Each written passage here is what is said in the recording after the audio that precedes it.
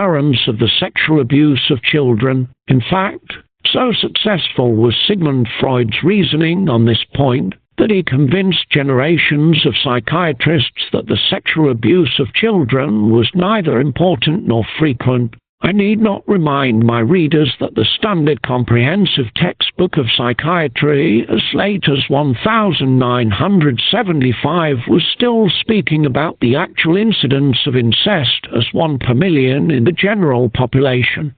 12. The latest edition, 1988, of the New Harvard Guide to Psychiatry lists, in its index, under incest, only one entry, delusional disorder.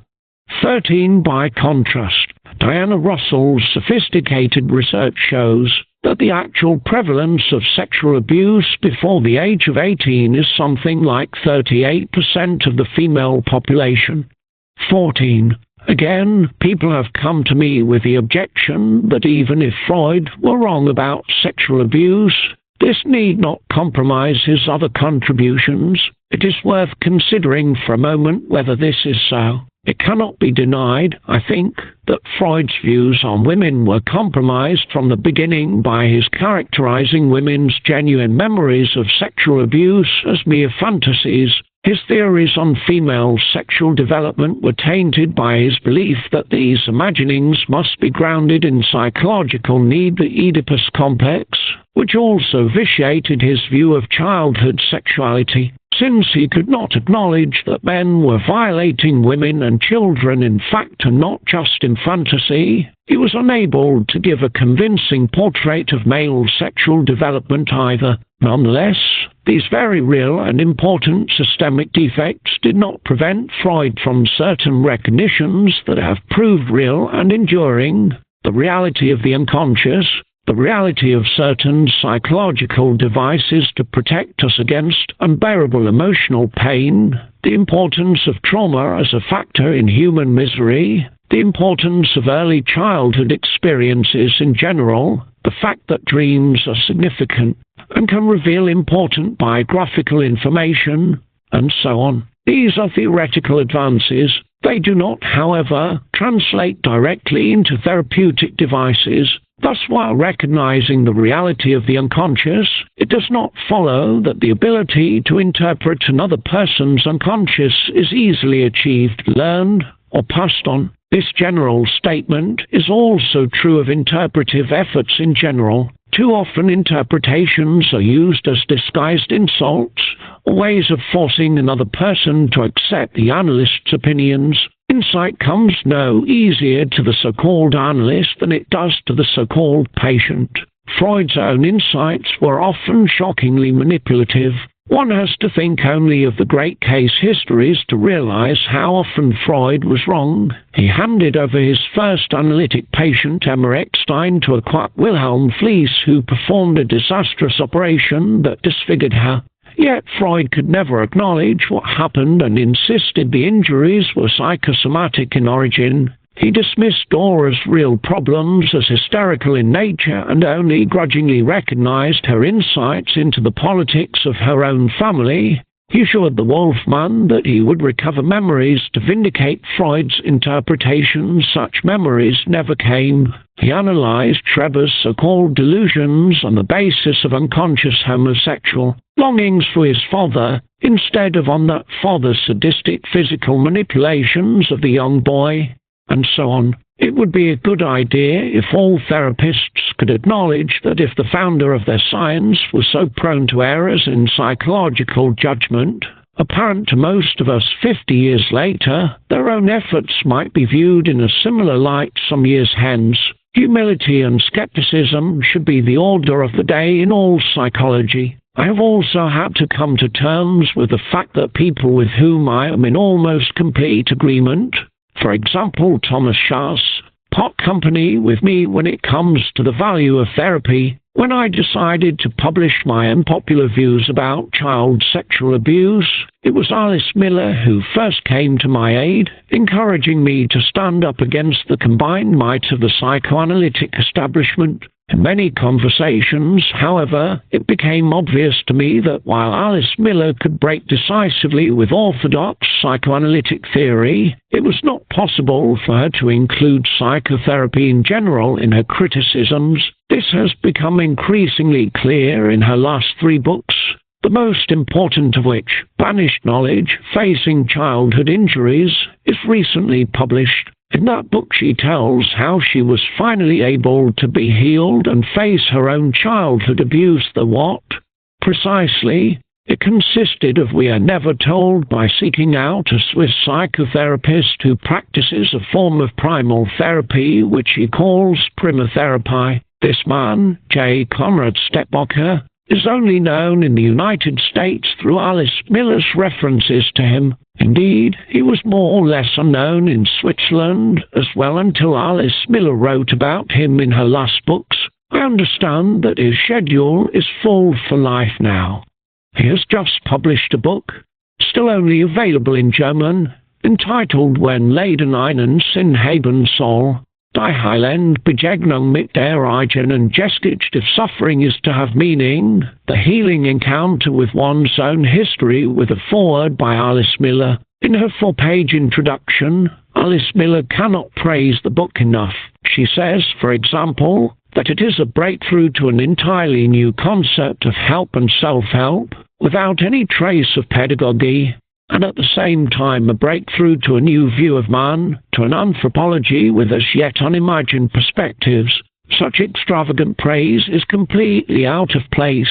The small book is filled with prescriptions about what to do and not to do when undergoing his form of psychotherapy, which he warns is very expensive. The therapist, of course, is to be obeyed, as long as the therapist is well trained, and lo and behold, how does one know if a therapist has been well trained? If he has been trained in the Stettbocker method, it is a modified version of primal therapy crossed with Miller's own views about childhood which, in and of themselves, that is, divested of their therapeutic cloak, I find unobjectionable. The dust jacket of the book in German tells us little about him. J. Conrad Stettbocker was born in 1930 in Bern, Switzerland, and since 1972 has had a private practice in primary psychotherapy, something he himself developed. 15. It would seem that neither Alice nor Stettbocker have engaged in any fundamental reevaluation of therapy. The underlying structure remains the same. One has to ask the broader questions. How can clients or patients really know to whom they are talking? What can be asked? Are you faithful to your wife? Are you a good father? Do you frequently lie, cheat, steal? What are your politics? How do you feel about animals, race, the war? And can honest answers be expected in the unlikely event that the therapist would answer such questions?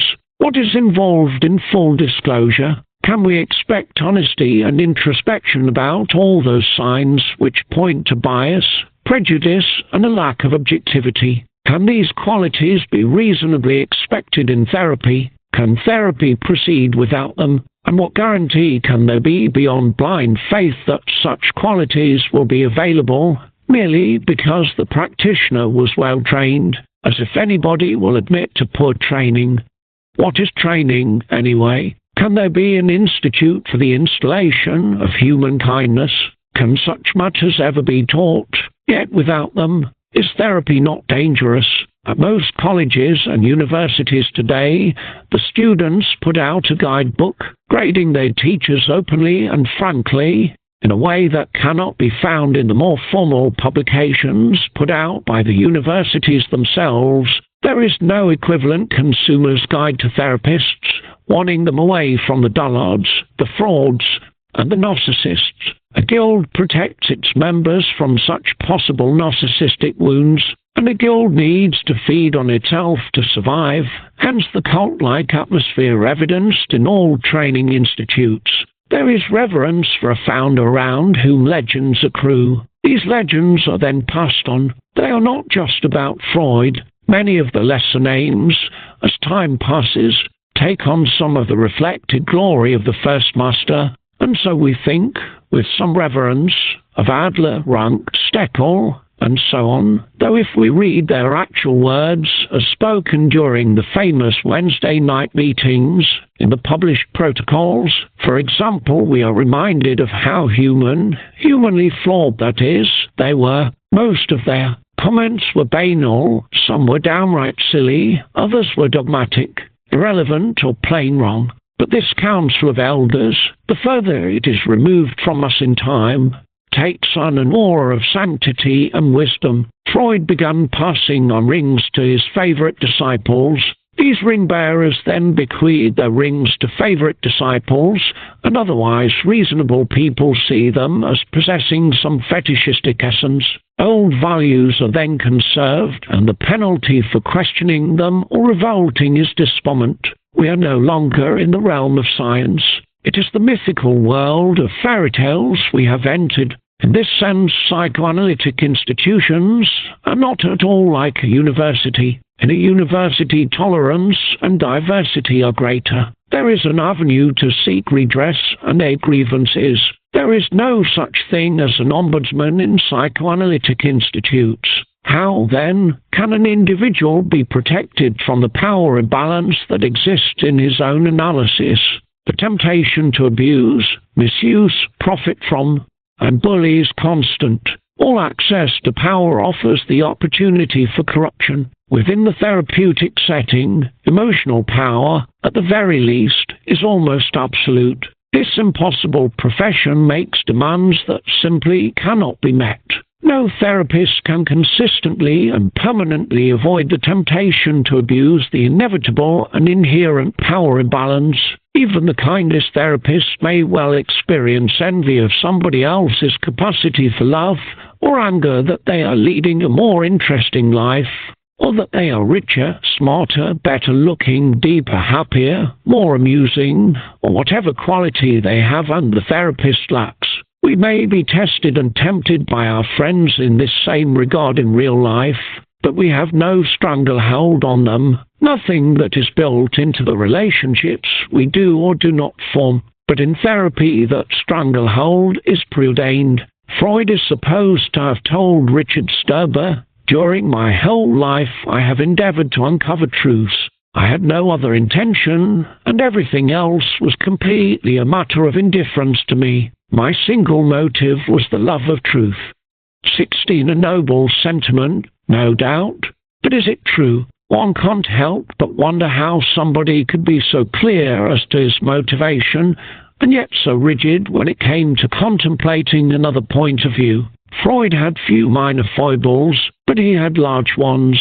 He had a superb intellect, but a small heart, and this means there were things he simply could not understand, such as another person's suffering. The message I wish to reinforce is that the consent we presumably give to psychotherapy must be genuinely informed. In order to be informed, we must hear more from the critics of psychiatry and psychotherapy than we have been accustomed to. 17. It is alarming to see how far from this ideal practicing psychiatrists can be. The most flagrant example I have seen is from a Chicago psychiatrist, J. Dennis Freund, who is quoted by the Chicago Tribune as saying in a new book, "A Psychiatrist Speaks Out, I'm strongly for civil rights, but a patient who is deprived of reality, whose mind is suffused with delusions, has lost her civil rights. Only a hospital and a physician can give her her civil rights back." I'm alarmed at psychiatry's fear of taking an unsentimental and unflinching look at its own past. The role of psychiatry in Nazi Germany, where over 300,000 mental patients were killed by psychiatrists, a prelude to the killing of Jews and Gypsies, has been glossed over or ignored by world psychiatry until very recently. And even now, the best research is coming, not from the psychiatrists, but from people outside the field. 18. Anna Freud. In an article entitled "Child Observation and Prediction Psychoanalytic Study of the Child 13 1958, 11216 wrote, I was impressed by the story of a boy who, at 41/2 years, had escaped with his family from enemy-occupied territory. A subsequent analysis showed which elements of the experience had been singled out for traumatic value. He had suffered a severe shock from the fact that the invaders had deprived his father of his car. This, to him, meant that the father had been robbed of his potency. Besides this all-important Oedipal experience, everything else, loss of home, security, friends, paled into insignificance. This is a good demonstration of the incapacity of analysts to see beyond their theoretical constructs. It is typical that psychoanalytic interpretations avoid external reality and focus on predetermined events that must loom large in the child's psyche. Psychoanalysts were well prepared because for so many years they too had ignored the real world that National Socialism created around them. Klaus Hopp, a psychoanalyst in Los Angeles who specializes in treating Jewish concentration camp survivors in spite of the fact that he admits to having been a member of the Hitler Youth, though of course he would distance himself from it today. See Psychoanalytic Reflections on the Holocaust, Selected Essays, ed. by Stephen A. Lewell and Paul Marcus, New York, KTAV 1984-94 writes, sometimes the expert may use a combination of projection upon an identification with a survivor, i.e., altruistic surrender. He thus gratifies his own libidinal needs and simultaneously liberates inhibited aggressive drives. In addition, he puts himself into the role of an alter ego of the survivor. He attacks the German officials, giving in to the manipulative wishes of the survivor, who is still afraid of the authorities. Up. Sit. p. 105. In other words, if a concentration camp survivor wishes to receive compensation from the German government Wiedergutmachung for his suffering, Hopp might well interpret this as a manipulative wish and warns the psychiatrist that his desire to help such a patient may be no more than an expression of an aggressive drive against Germans.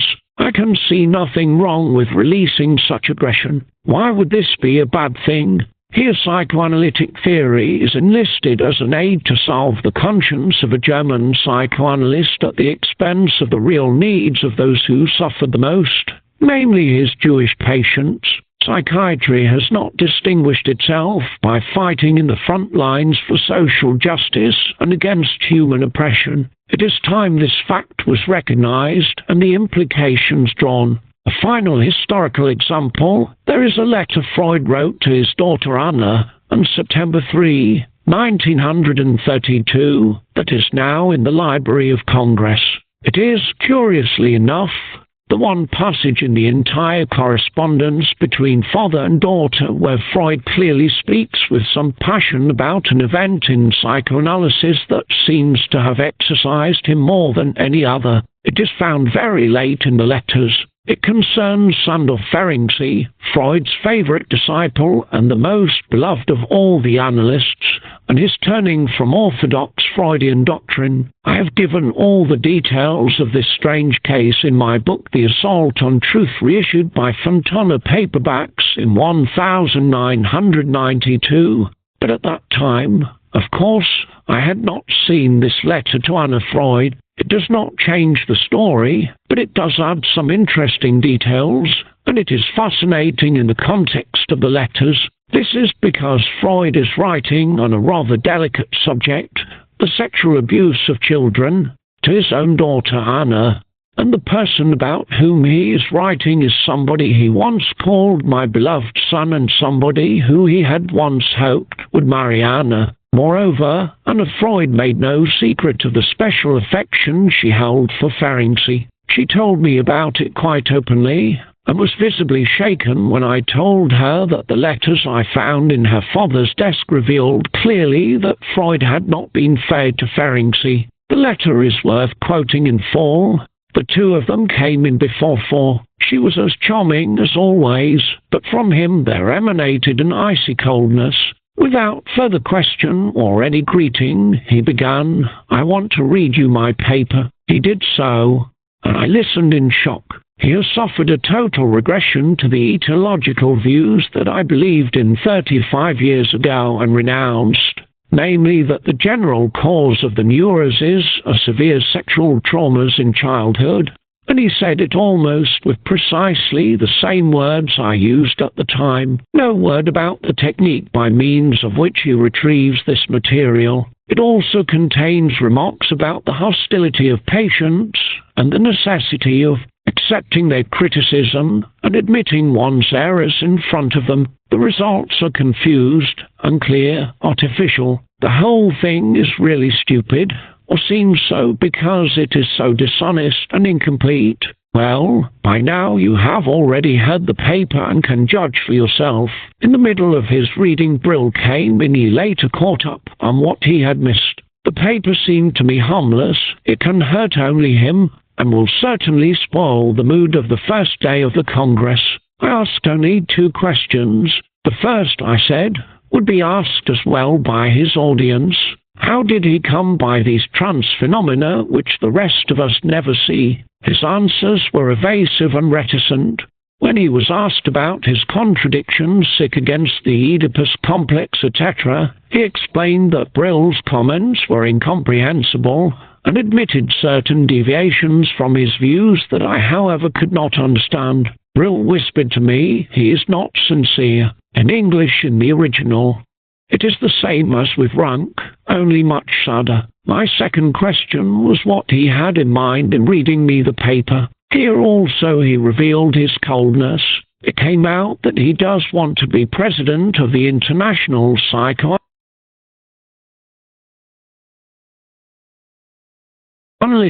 Association after all. I told him that I would not attempt to influence the vote. My only motive against him is that in this case you could unburden yourself of your position.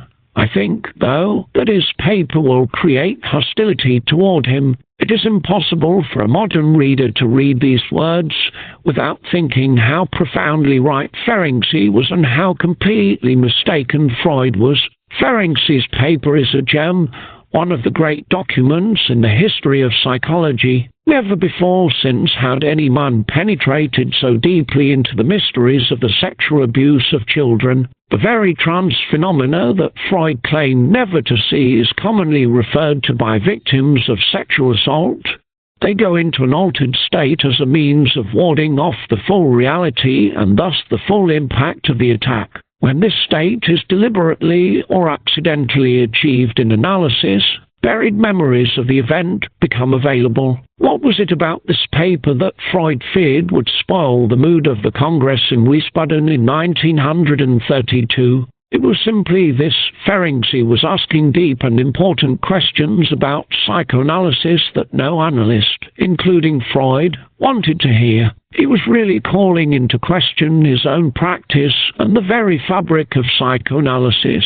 If psychoanalysts from Freud on could miss something so common and so essential to childhood, then how could it possibly be what it claimed to be, a method of discovering truth?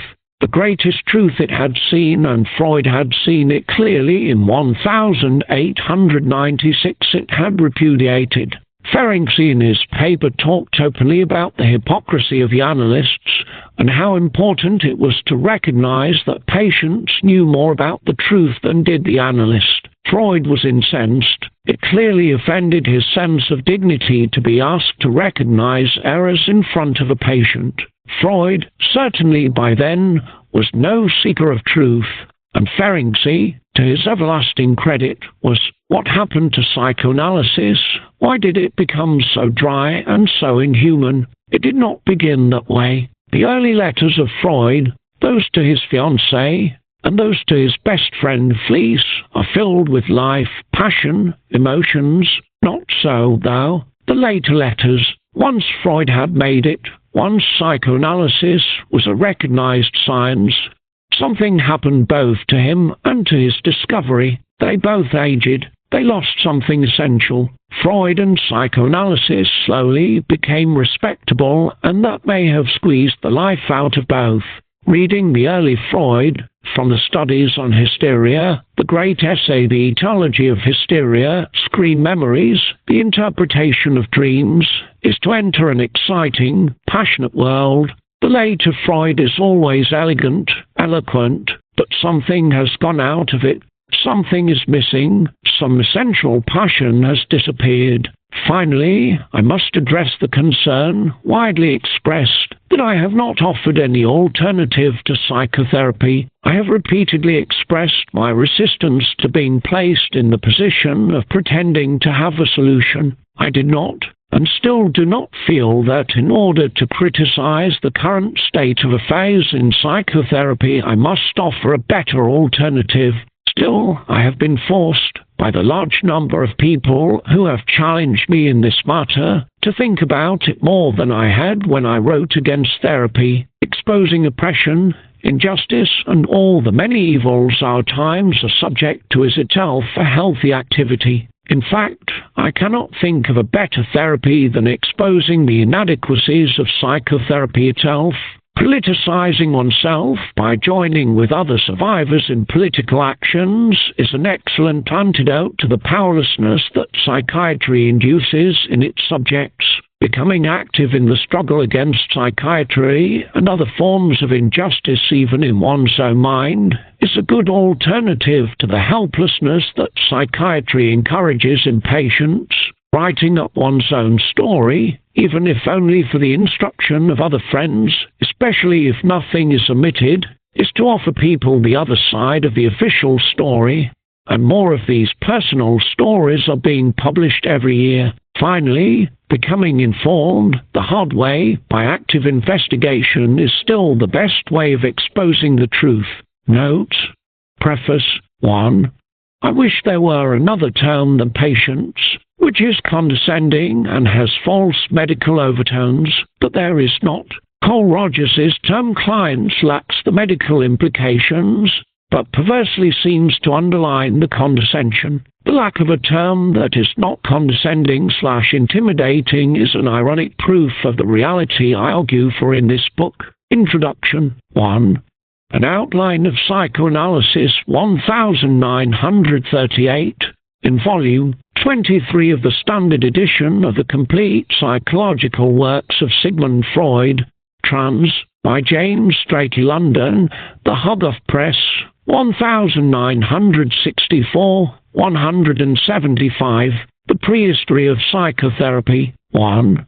Die psychischen Störungen des Kindesalters Tübingen, H. Lorp, 1887, 20613, 2.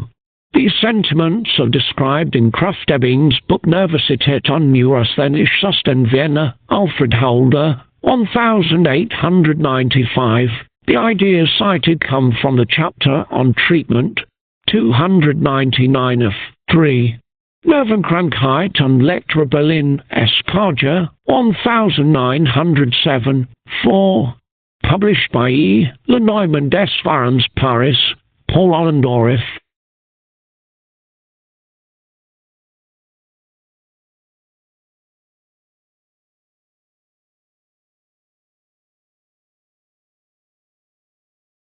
(1883), prefaced by Jules Stanislas Doinel. A book has recently come out in France, which I have seen too late to discuss here, that talks about the experiences of Hercule Rowie, Yannick Rieper, Laurent Desfolles, Femme, Foliet Infirmant a Roman 19 Cycle Paris, Aubier Haney, 1986.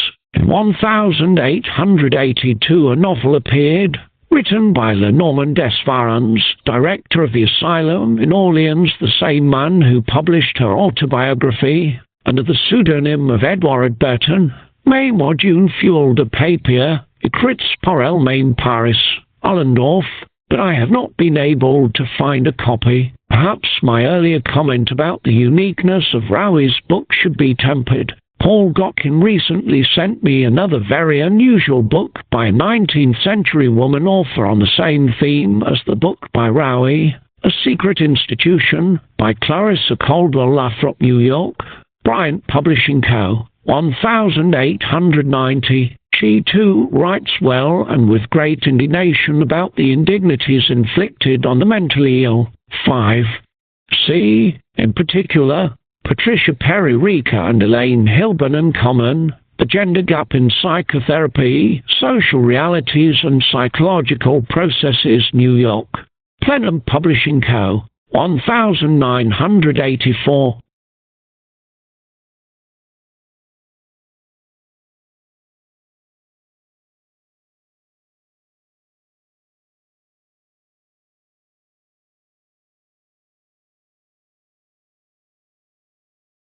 Line 1973, 250-58. This article caused an enormous controversy, especially in psychiatric circles. Robert L. Spitzer, the main author of the DSM-Roman 3, responded on pseudoscience in science, logic in remission, and psychiatric diagnosis, a critique of Rosenhan's on being sane in insane places, which was published with other criticisms, and Rosenhan's response in the Journal of Abnormal Psychology 84 now. 1975, 433-74, 7. London Showed, Gilbert and Piper, 1835. 8. London, Oxford University Press, 1963, 838. 9. The sanitarium, also known as the Binswanger Clinic Bellevue, is renowned for many reasons. Ludwig Binswanger, the founder of existential psychiatry, was a student of Carl Jung and went with Jung in 1907 on Jung's first visit to Freud in Vienna. Freud visited Binswanger at Bellevue in 1912. Anna O.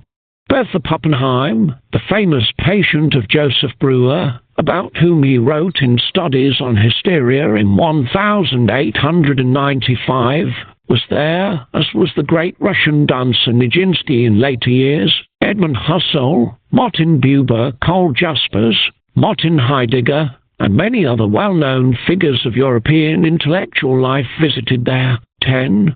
Here, abridged, is a letter to Dr. Binswanger, dated Meren, March 9, 1894. Dear Doctor, on the morning of the 11th I shall come to Constance directly from Innsbruck. I would appreciate it if you could send somebody to meet us, since I do not know my way round. My daughter and I are in mourning. She is a tall, slender girl, somewhat taller than I am, very pretty, with black eyes. I will be wearing a hat and shall carry an umbrella with a golden handle in my right hand, so that you will be able to recognize me. My daughter does not know that I intend to leave her there. I will tell her that she and I are going to stay in a pension so that we can rest. Everything will then fall into place. Sincerely yours. 11.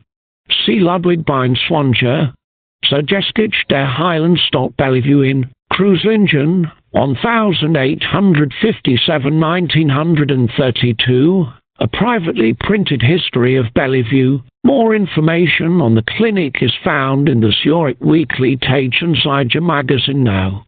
14 April 5, 1980, in an article by George Barker, which contains some fine photographs, PB 1623. The last prospectus describes Bellevue as follows. Bellevue Sanitarium is a private hospital devoted to the cure and treatment of all forms of neurosis, mild and severe psychosis, and chronic addictions. Education facilities are available for young psychopaths undergoing treatment here. The institution is also particularly well adapted to the needs of those requiring physical and nervous rehabilitation. 12. The information for the first case history comes from the files of Julie LaRoche contained in the archives of Bellevue. With the assistance of Marion Loring, my research associate, I was also able to find the original newspaper articles and some of the important court documents relating to the case in Canton Thurgau in Switzerland. Much of the information has been reprinted in a small, rare booklet, Erinnerungsanstalt an Millionenab, Straflichter aus einer Bastler-Millionärsfamilie und einer vergrischenen Anstalt. A reprint from the Schweizwatchen Zeitungsjörg.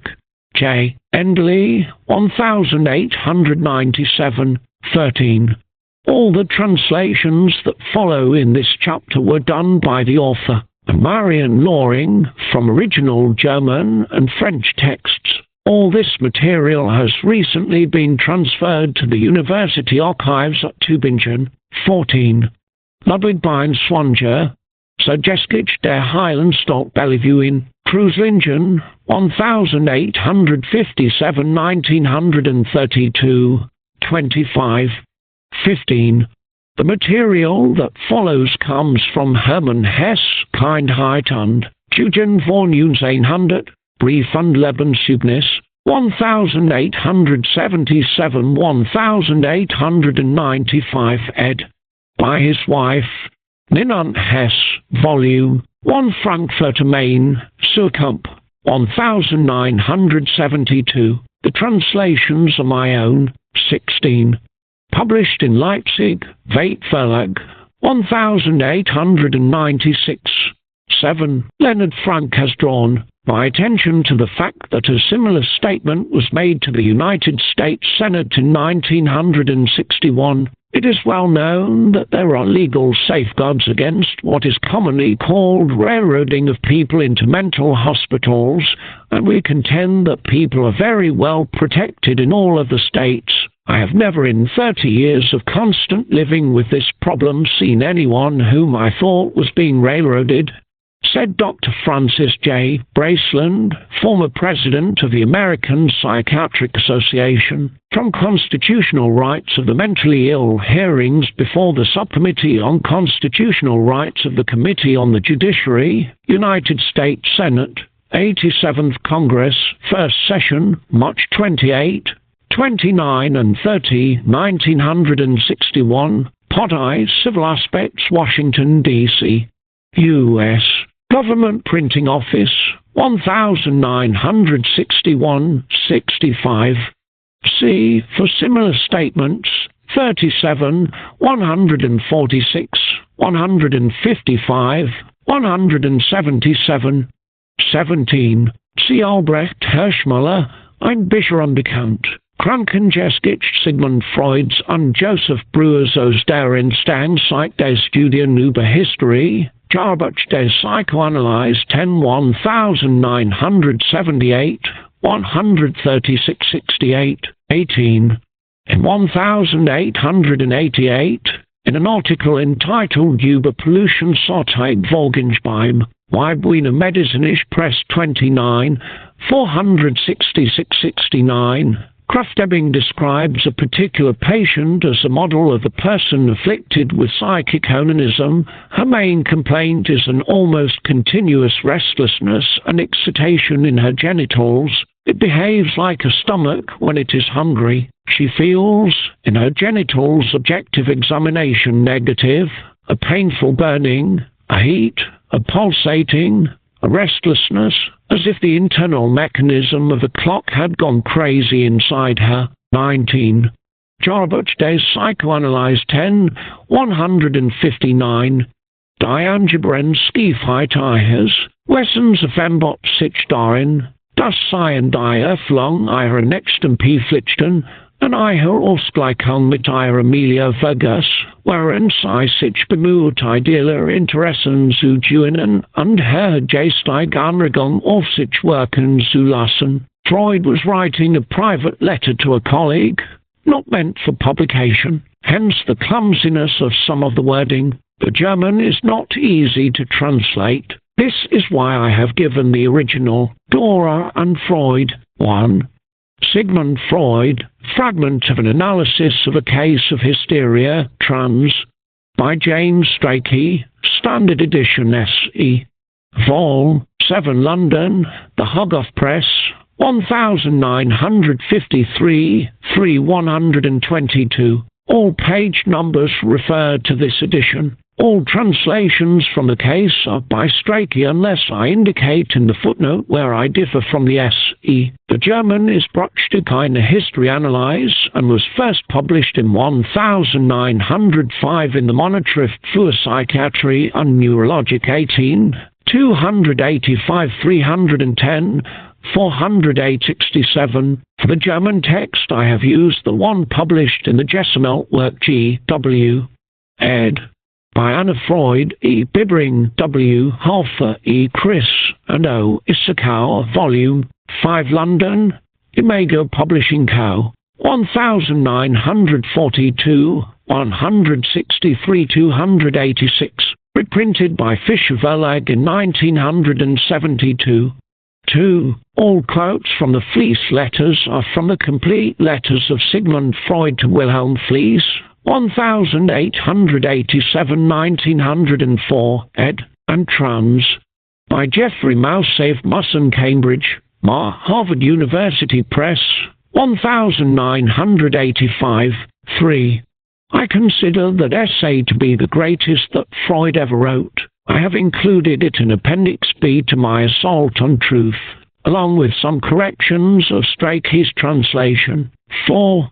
S.E. 734. It is peculiar that Freud cannot allow his recognition of Dora's correct perception to stand without challenge, and so he feels obliged to add, at other times she was quite well aware that she had been guilty of exaggeration in talking like this. The two men had, of course, never made a formal agreement in which she was treated as an object for Botta. Her father in particular would have been horrified at any such suggestion, but what Dora said was no exaggeration of the reality at all.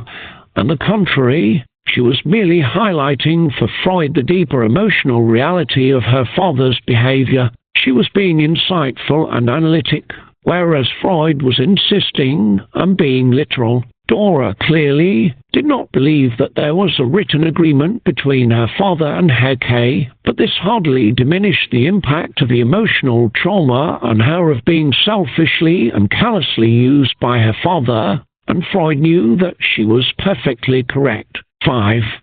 Freud's views on feminism were not positive.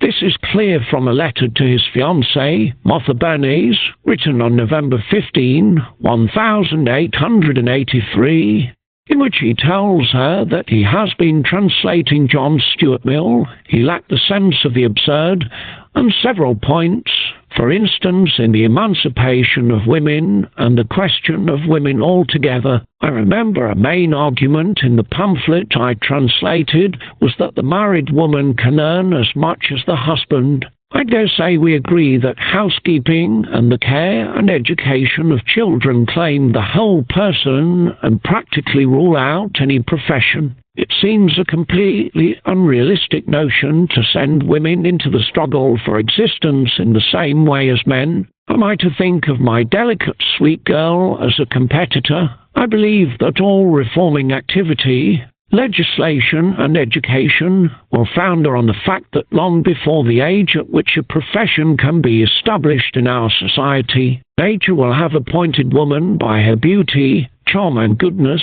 to do something else. Letters of Sigmund Freud, 1873 1939, by Ernst L. Freud, trans. By Tanier and James Stern, London, The Hogarth Press, 1961 90. 6. Perhaps the reason this prejudice has not been previously commented upon in this context is because James Strachey, the translator of the case into English in the Standard Edition, misunderstood a critical sentence in the German text and mistranslated it. The German text reads, Beschäftigt sich mit dem Anhören von Vorträgen für Damen und Treiberste Studien G.W. 5, 181. Strachey translates it as with attending lectures for women and with carrying on more or less serious studies. Ernster is simply a comparative, and Freud is not saying more or less, but simply more. In other words, lectures for women were not serious. The translation into French was done by Freud's close friend and pupil Marie Bonaparte. who had no doubt discussed the Dora case with Freud personally. It is interesting, therefore, to see that the French translation is even faultier than Strachey's. Bonaparte translates it, "Elle les occupait, autant qu'elle lui permettait d'aller de fatigue et de manque de concentration dont elle souffrait. Suivre des conférences mondaines et faisait des études sérieuses." In other words, women's lectures is transformed into conferences mondaines, worldly lectures, and more serious studies is obliterated in favor of serious studies.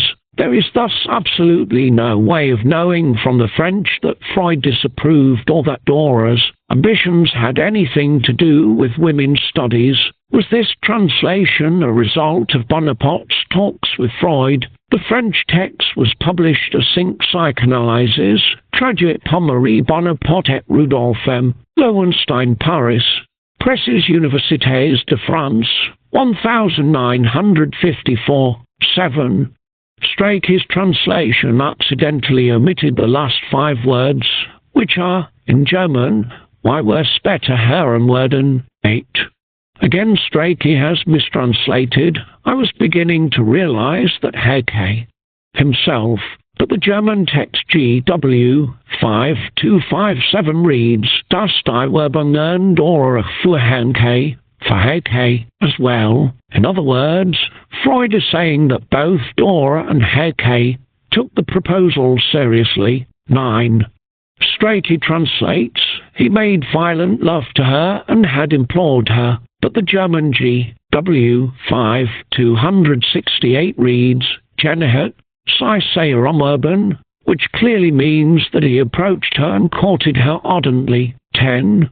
The German text reads, "Ich weiß nun, woran sei nicht erinnert worden, wollen, dass sei sich eingebildet, die Werbung set ernsthaft und Hecke wird nicht gebassen, bis sei ein Geritet GW 5272. Strachey did not notice that Freud deliberately used the word einbilden in 2 different senses here. The first time to refer to Dora's imagining the scene by the lake, and the second time sich einbilden to refer to her pride that he would ask her to marry him. By means of this pun, Freud entirely took away from Dora the full meaning of her concern with the validation of her perceptions. Freud in effect told Dora that she merely imagined the whole scene, not in the real sense of the word imagine, but in what he regarded as the deeper sense, namely, that she had the proud notion that she would be married to Hecke. Freud substituted for Dora's legitimate concern the truth of his own limited views of what women really want. 11. At one point Freud says impatiently that Dora kept on repeating her complaints against her father with the wearisome monotony SE 746. One cannot help wondering if Dora's complaints might not have ceased had Freud acknowledged their truth. 12. Strachey speaks of the pride taken by women in the appearance of their genitals, but the German word is Gestaltung, which refers not to the appearance, but to the condition, i.e., the health or otherwise, of the genitals, which is a perfectly normal concern. 13. Dora, as we know, was most upset at not being believed. Freud remarks, "For a long time I was in perplexity as to what the self-reproach could be which lay behind her passionate repudiation of this explanation of the episode, namely, that it was a product of her imagination SE 746. But why would there need to be anything more, given the enormous consequences for Dora's life of everybody believing that she had merely invented this episode? It is no wonder that she was almost beside herself at the thought that nobody believed her. We should also remember that she knew perfectly well that everybody at some level knew she was telling the truth.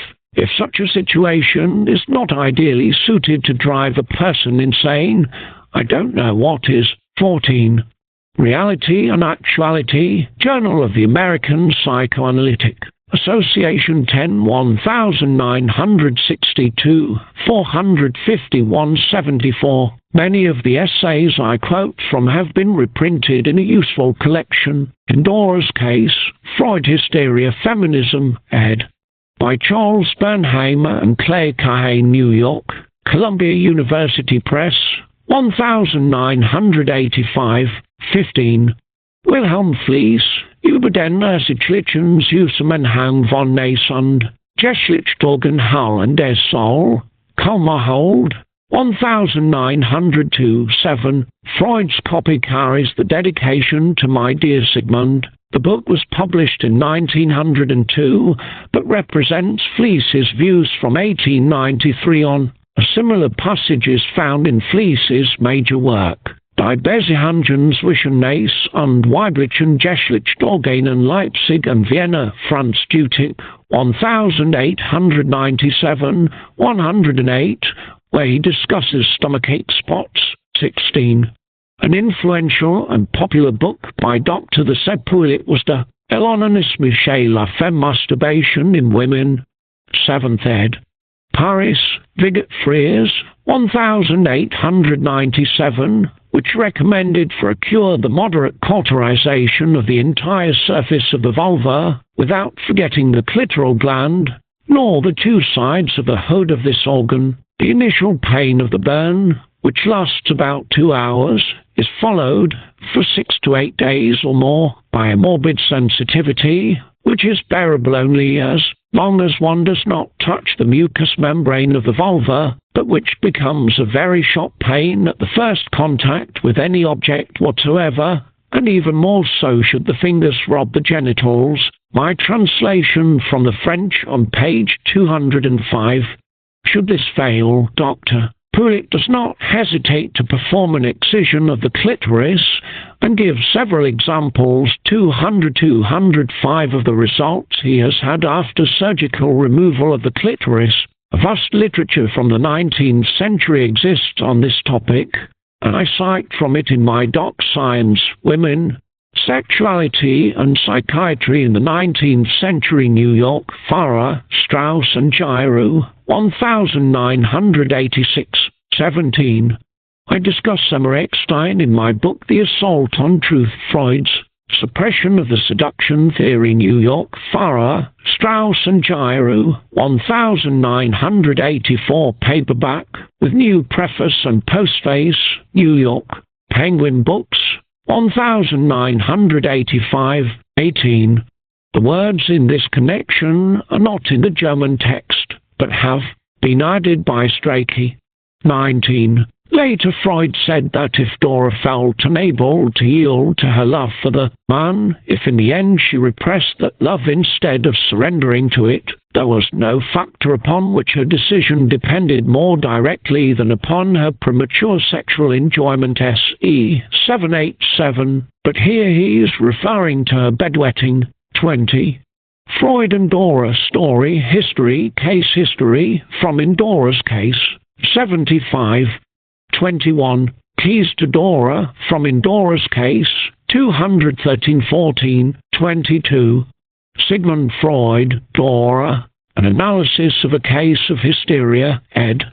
by Philip Reef, New York, Collier Books, 1963, 11, 23.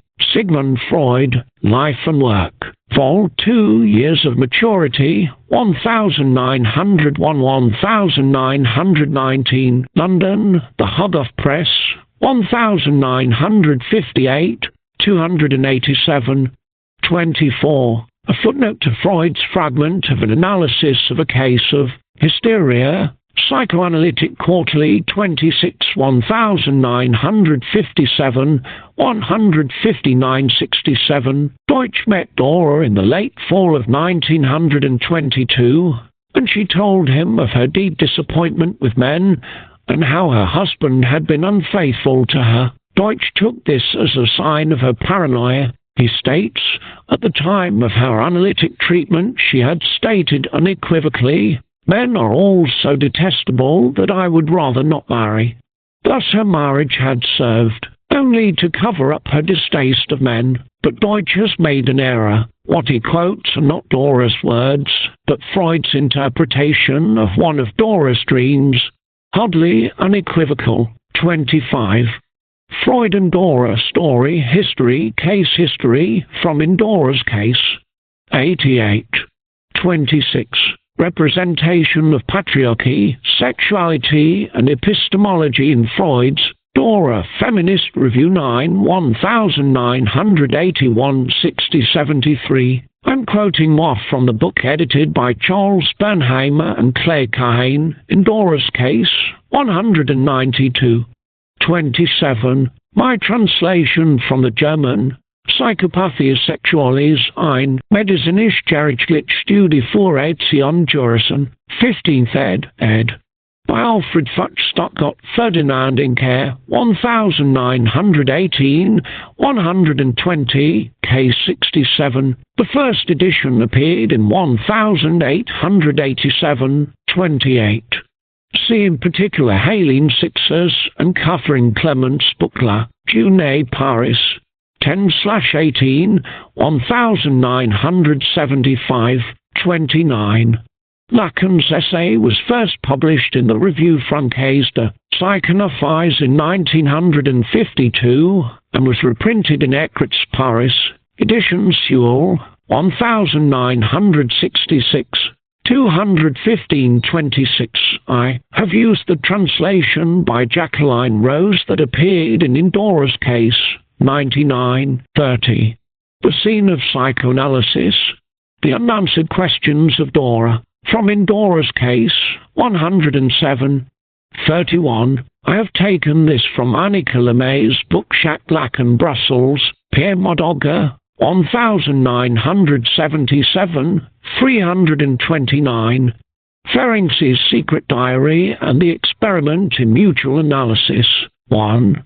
I should make it clear that, although I regard Ferencz's ideas as a move in the right direction, I still feel that he remained a therapist, somebody who wished to impose his own views of the world, and somebody else. Throughout this chapter it is necessary to keep in mind that Ferencz was writing in 1932. Nobody else, at that time, was writing the way Ferencz was, and he should be given credit. But that does not mean that I endorse what he says as true today. 2.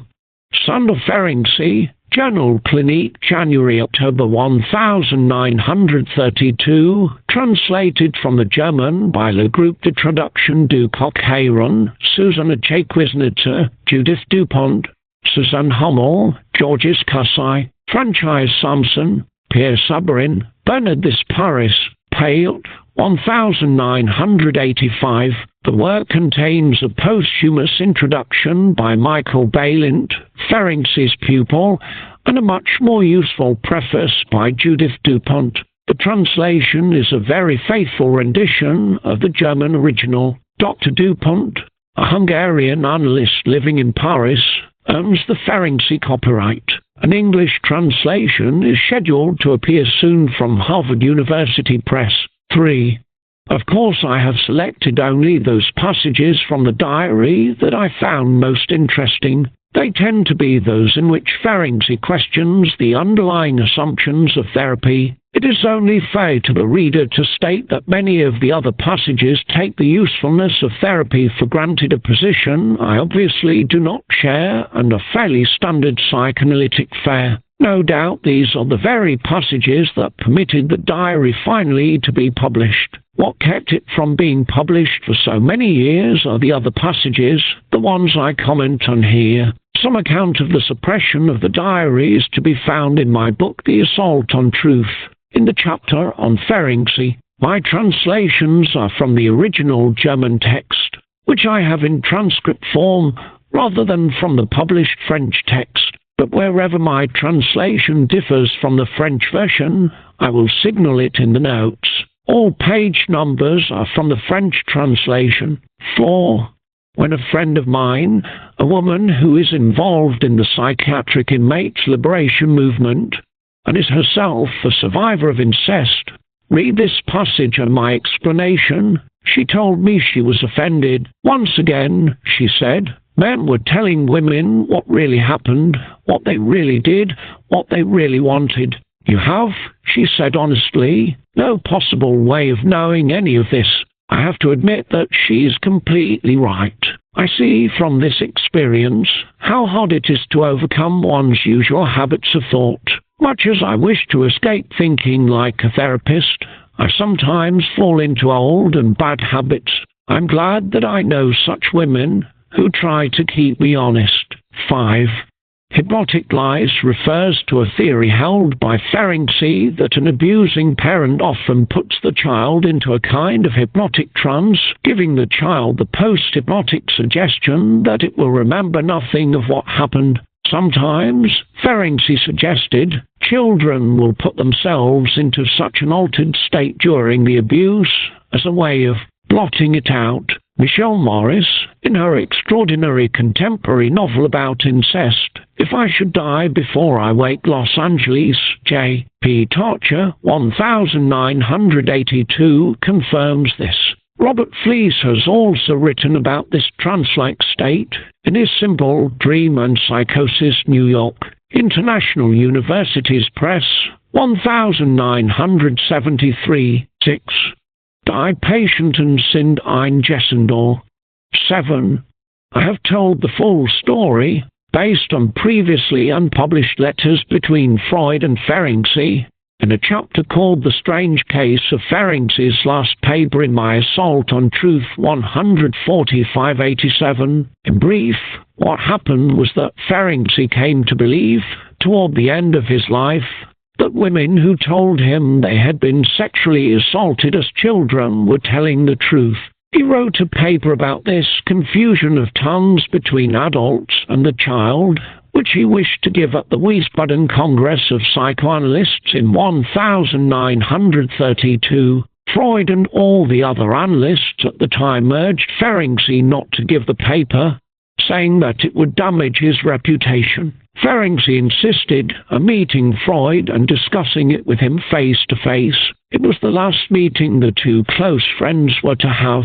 Freud was adamant and insisted that he had been right to give up the seduction theory. He told Ferenczi that he was being deceived by his patients, that what they reported to him were fantasies, not memories. Ferenczi was deeply disappointed, and he died soon after the meeting. Jones started a rumor that Ferenczi was mentally ill for believing the women and, since he disagreed with Freud, that he had homicidal tendencies. To disagree with Freud was tantamount, in Jones's psychology, to killing him. Ferenczi's paper, which he insisted on giving and publishing, was not published in English in the International Journal of Psychoanalysis for 16 years. Today, many would consider it Ferenczi's most beautiful essay. Jung among the Nazis. 1. As we shall see, Goering never hesitated to cite Hitler in this journal, as Jung well knew. The Nazi Party Daily, the Völkische Beobachter, in 1938, reported a speech by Goering in which he mentioned an exchange of telegrams with Hitler, quoted approvingly from Mein Kampf, praised hereditary biology, and decried the former influence of Jews in the field of depth psychology. This is cited in Jeffrey Cox, Psychotherapy in the Third Reich, the Goering Institute, New York, Oxford University Press, 1985, 115. 2. Actually, the German word is einsichtig, which means reasonable, sensible, discerning. Since the word comes from Einsicht, literally insight, it also connotes psychiatric wisdom. Thus, Jung is making a psychiatric statement here. The quotations come from collected works of C. G. Jung, Volume 10, Civilization in Transition, Toward ed. By Gerhard Adler, Michael Fordham, Sir Herbert Reed Exec. ed. William Maguire, Trans. By IFC Hull, Bollingen Series Roman 20 Princeton, Princeton University Press, 1970, first published 1964, referred to here as C. W. Most of the material related to these issues is contained in the appendix. For comparison with the German text, I have used Jessenot work, Vol. 10, Civilization im Übergang, ed. by Lily Umerker and Elizabeth Roth-Alton, Walter Verlag, 1974, 3. C.G. Jung Letters, ed. by Gerhard Adler and Aniela Jaff, trans. by IFC Hull, Volume 2, 1906-1950 Princeton, Princeton University Press, 1973, 144-45, 4. The reference to Freud is no doubt on the history of the psychoanalytic movement, which was published in 1914, in which Freud wrote, Jung seemed ready to enter into a friendly relationship with me and for my sake to give up certain racial prejudices which he had previously permitted himself. SE 1443, 5.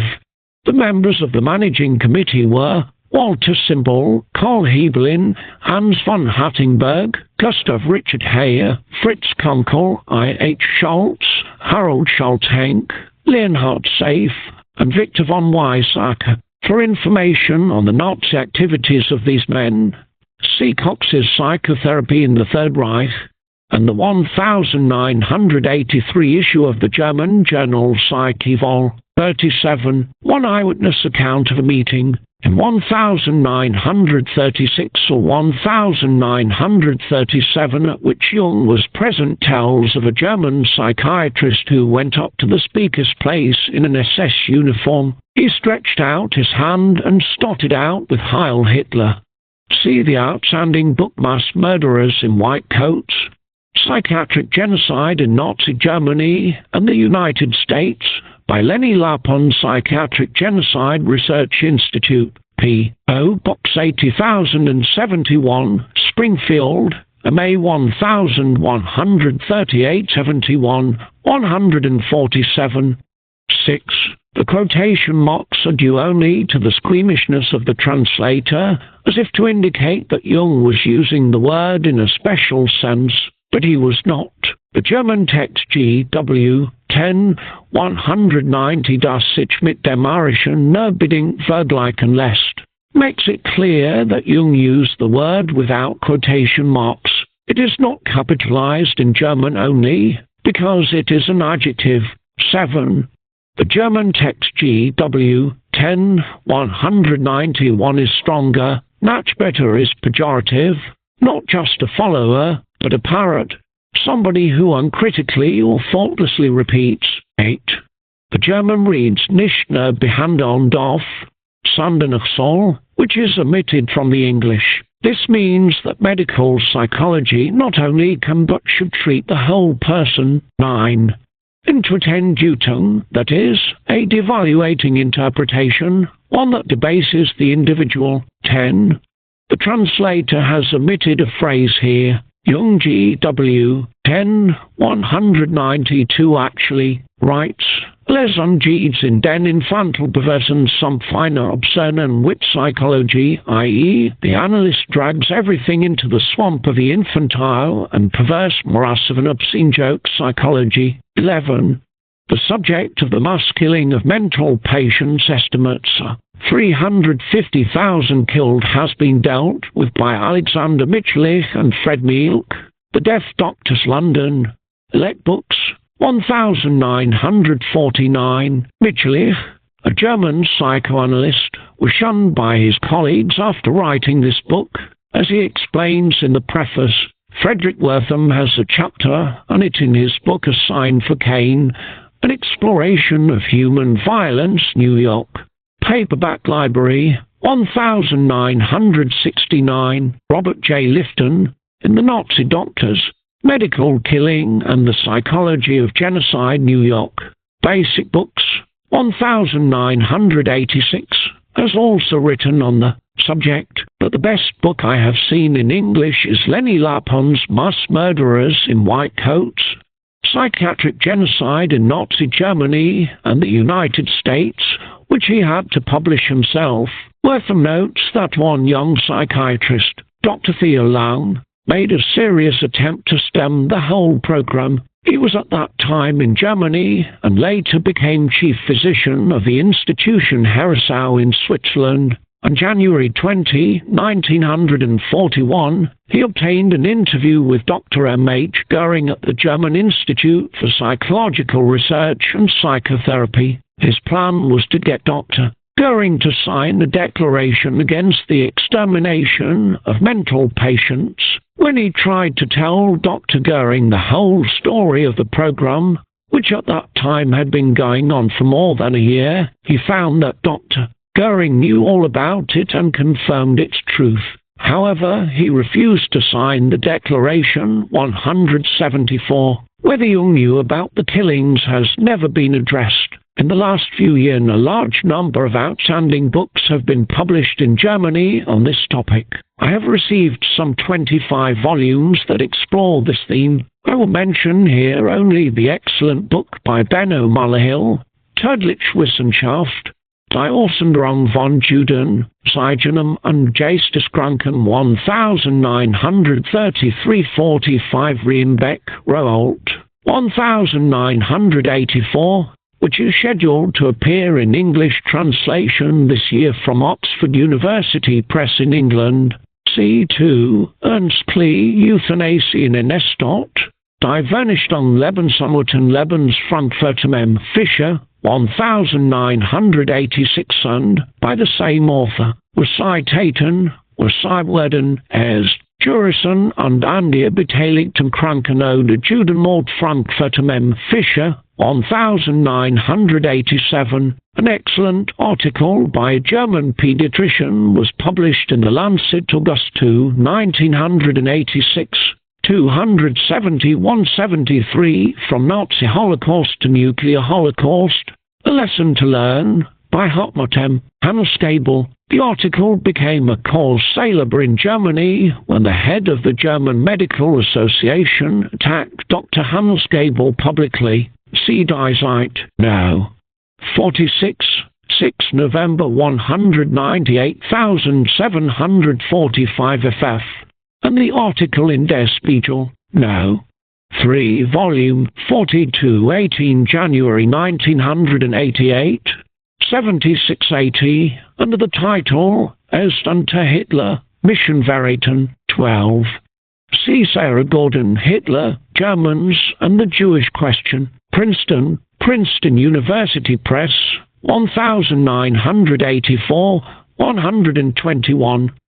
13. A Canadian psychiatrist, George MacLean, in an article, Jung the Protector, published in Midstream April 1987, 3941, notes the parallels between the comments by Jung cited previously and very similar quotations from Hitler's Mein Kampf. He quotes Hitler, "Of two forms the strongest is the Aryan. The Jew was never in the position of a culture of his own, for his spiritual activity has always been furnished by others at all times. His intellect has developed through the culture that surrounds him. Never did the reverse process occur." Jung, in The State of Psychotherapy Today, which was published in the German Zentralblatt in 1934 C.W. 10, 165, says something very similar. The Aryan unconscious, on the other hand, contains explosive forces and seeds of a future yet to be born, and these may not be devalued as nursery romanticism without psychic danger. The still youthful Germanic peoples are fully capable of creating new cultural forms that still lie dormant in the darkness of the unconscious of every individual, seeds bursting with energy and capable of mighty expansion. The Jew, who is something of a nomad, has never yet created a cultural form of his own, and as far as we can see never will, since all his instincts and talents require a more or less civilized nation to act as host for their development.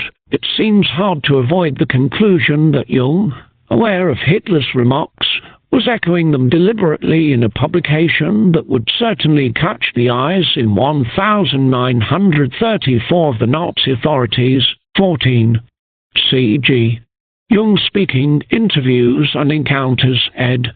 by William Maguire and IFC Hull, Princeton, Princeton University Press, 1977, 5966, 15. Jung's remarks have been published in C. G. Jung Speaking under the title Diagnosing the Dictators, 11535, 16. Later, in 1945, Jung said about Hitler, "It is also difficult to understand how his ranting speeches, delivered in shrill, grating, womanish tones, could have made such an impression." C. W. 10, 204, 17. Jung collected 3 of his essays written between 1936 and 1945, including this one, and published them together in 1946. These were brought out in England as essays on contemporary events, trans, by Elizabeth Welsh, Barbara Hanna, and Mary Bryner London, Kegan Paul, 1947, preface and epilogue by Jung. 18. When I say that the Germans are psychically ill, it is surely kinder than saying that they are criminals. 209. Fortunately, the world chose, in the Nuremberg trials, to avoid psychology and apply the law. 19. In drafts from the life and work of C. G. Jung, trans. by IFC Hull, New York, Harper F. Row, 1971, 81. First published in German in 1968. 20. New York, Random House, 1975, 195. 21. Zurich, Damon, 1985, 14, 22. Cox, Psychotherapy in the Third Reich, 12. 23. New York, G. P. Putnam Sons, 1976, 213.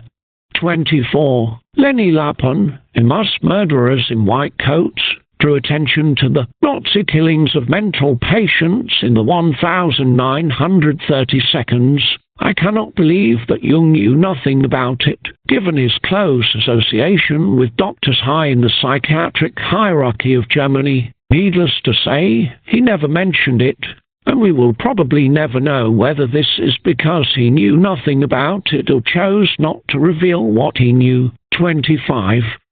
Some other accounts of this episode in Jung's life can be found in Edward Glover's excellent Freud or Jung, New York, Meridian Books, 1956, Vincent Brome, Jung, New York, Athenaeum, 1978, Paul J. Stern, C. G. Jung, The Haunted Prophet, New York, George Braziller, 1976, who gives a fair, balanced account. Henry Ellenberger has a long chapter with much documentation, Carl Gustav Jung and Analytical Psychology, in his Discovery of the Unconscious, New York. Basic Books, 1970, 657, 748.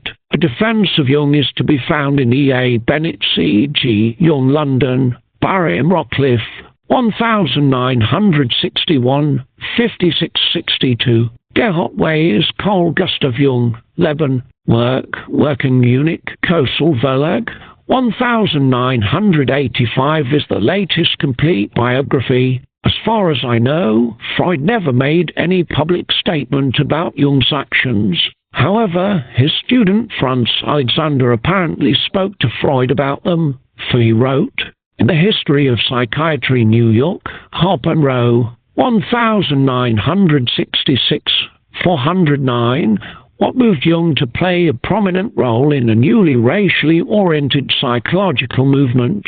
Since it was obviously neither racial prejudice nor Nazi conviction, what was it then? It is difficult to evade the answer that it was sheer opportunism. Freud's suspicion was that Jung, to achieve a claim, was not immune to allowing his views to be influenced by public opinion. This is strongly supported by Jung's activities and writings during the Hitler era. 26. My translation from the German text in Weyer, 294, 27, trans. By W. S. Dale and Kerry F. Baines, New York, Harcourt, Brace, and World, 1955, 53, 28. The last two quotations come from C. G. Jung, Collected Works, Volume 16, The Practice of Psychotherapy, Essays on the Psychology of the Transference and Other Subjects, Princeton University Press, 1966, 18, 78, 29. Recorded and edited by Aniela Jaff, trans.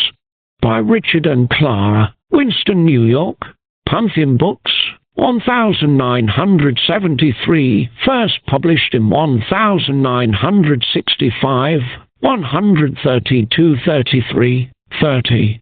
From Men, Women, and God, in C. G. Jung Speaking, 244, 31.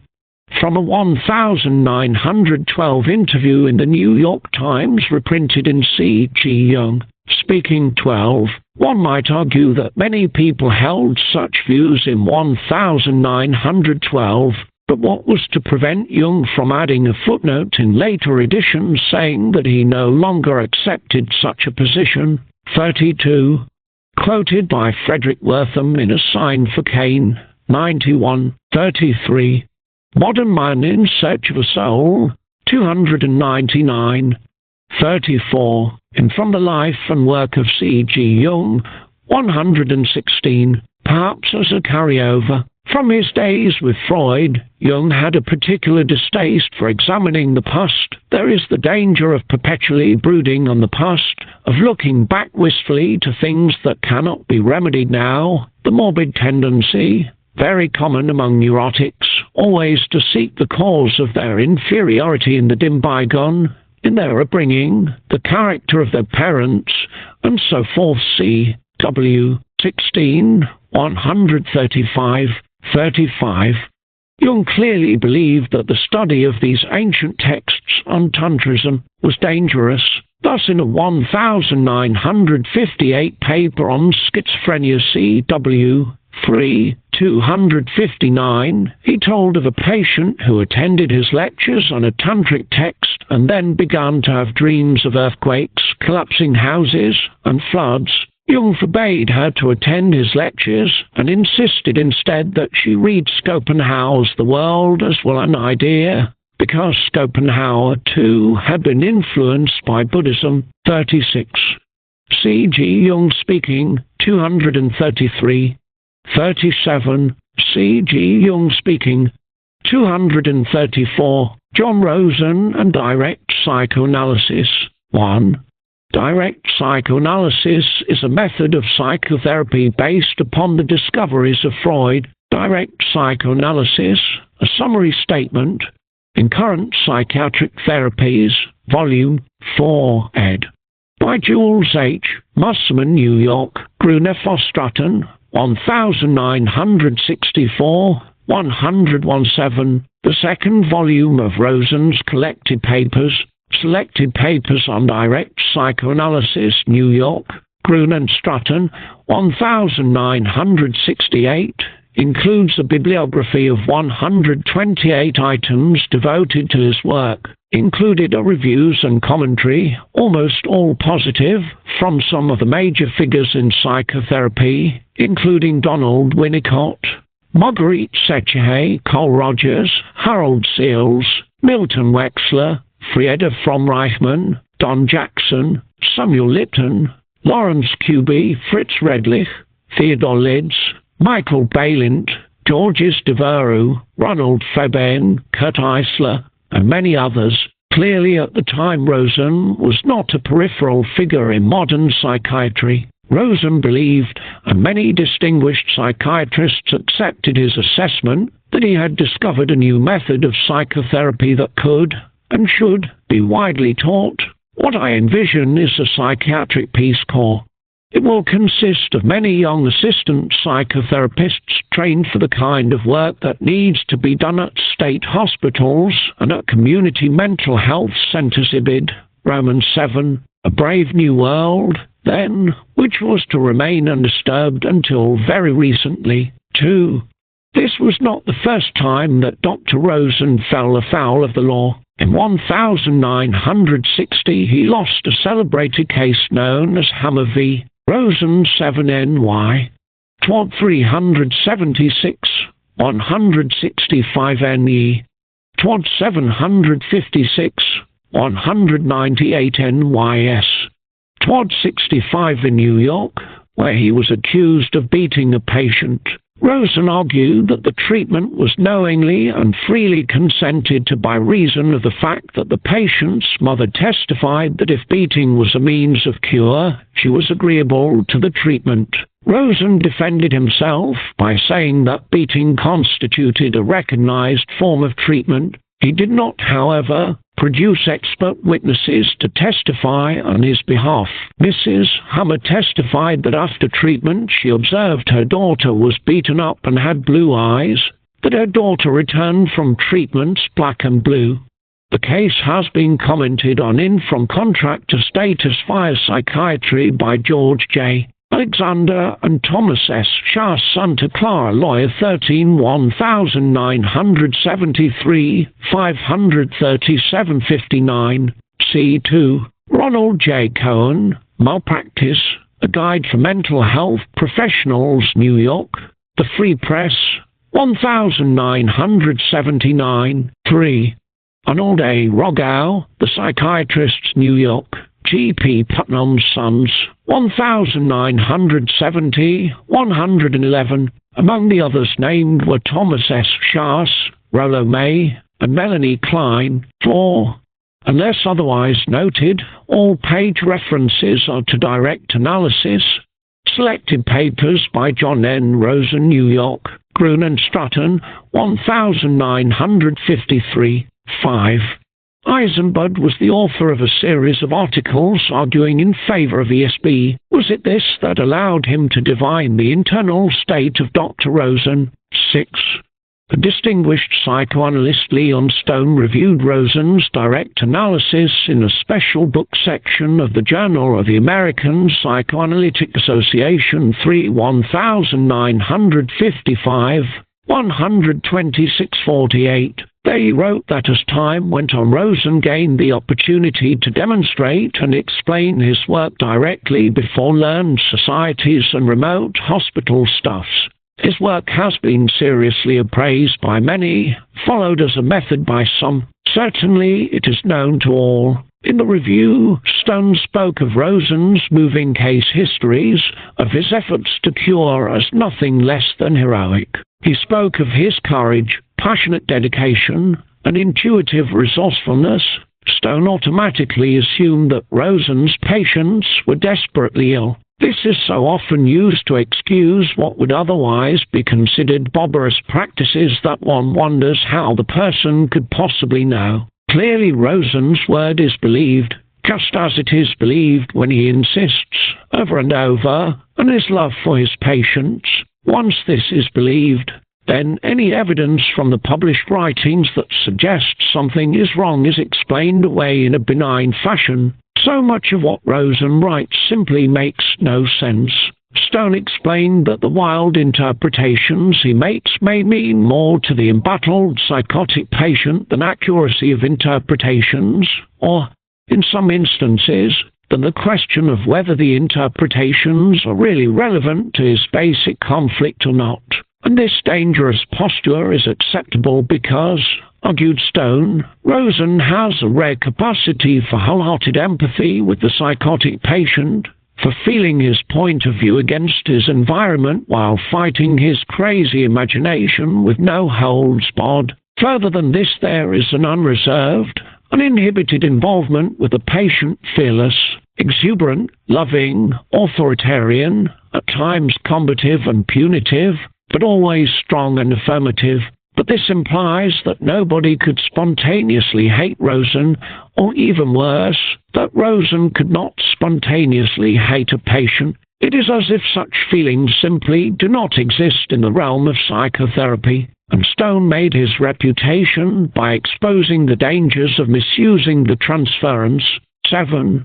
In an article entitled Clinical Observations and Direct Analysis in Comprehensive Psychiatry 1960, 156-63, English wrote, in June 1956, the Institute for Direct Analysis was formed within the Department of Psychiatry at Temple University Medical Center. The original project was sponsored and financed by the Rockefeller Brothers Fund for a period of 3 years. Cases for treatment were chosen by a committee of 3, 2 psychiatrists and a psychologist. The psychiatrists were Kenneth Appel, Professor and Chairman of the Department of Psychiatry, University of Pennsylvania School of Medicine, and Robert Buchhammer, Executive Director of the Philadelphia Psychoanalytic Institute. The psychologist was Irving Lodge, Professor of Education, Columbia University.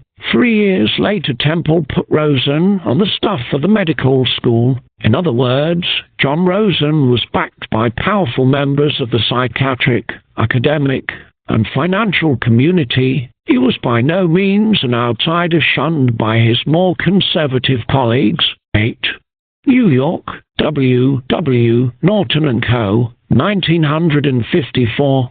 9. In 1958, a paper entitled A Study of Cases of Schizophrenia Treated by Dyer Analysis by William A. Horwitz and 3 other psychiatrists was published in the American Journal of Psychiatry 114 1958, 708-83. It concludes, the findings in our 10-year follow-up of the course of the 19 patients failed to sustain the originally reported statement of therapeutic effectiveness of Dyer analytic therapy in schizophrenia. Many of the patients who at the time of the original report were improved subsequently relapsed and required other treatments. Whatever the merits of Dyer analytic therapy for schizophrenia, the claim that it results in a high degree of recovery remains unproven. Similarly, 4 other psychiatrists later published a 5-year clinical follow-up study of schizophrenics treated by Rosen's Dyer analysis compared with controls. Robert S. Buchamorito et al., American Journal of Psychiatry 123 1966, 600-4, which concludes, this evaluative study indicates that a group of patients treated by the method of Dyer analysis did not show significantly better results than a random control group or a designated control group. 10. New York, Crown Publishers, 1968. 11. Rosen conferred this term on any of the people who helped him with patients. As far as I could tell, not one of the many aides or therapists who worked for Rosen ever held any kind of license. Rosen himself was not licensed to practice medicine, psychiatry, or psychotherapy in Florida. 12. Liberating Madness, Image Magazine, San Francisco Chronicle, June 29, 1986, 2025, 36. 13. The deposition now. 78 3053 in the United States District Court for the Eastern District of Pennsylvania was taken on March 2, 1981. The copy was made available to me through the kindness of M.S. Snyder. 14. I quote from the amended citation, dated October 19, 1982, which is 37 pages long, file NOS 77 me 1221 and 81 me 889, and in the public record. A copy was made available to me through the kindness of M.S. Snyder. 15. The stipulation and consent agreement between the State Board of Medical Education and Licensure and John Rosen was actually signed on April 8, 1983. Rosen, in that document, admitted to not making provision for the continuing psychiatric medical treatment of gay Claudia Raymond, to failing to adequately supervise assistant therapists whose actions resulted in Michael Hallinan not receiving regular and/or substantive psychiatric therapy.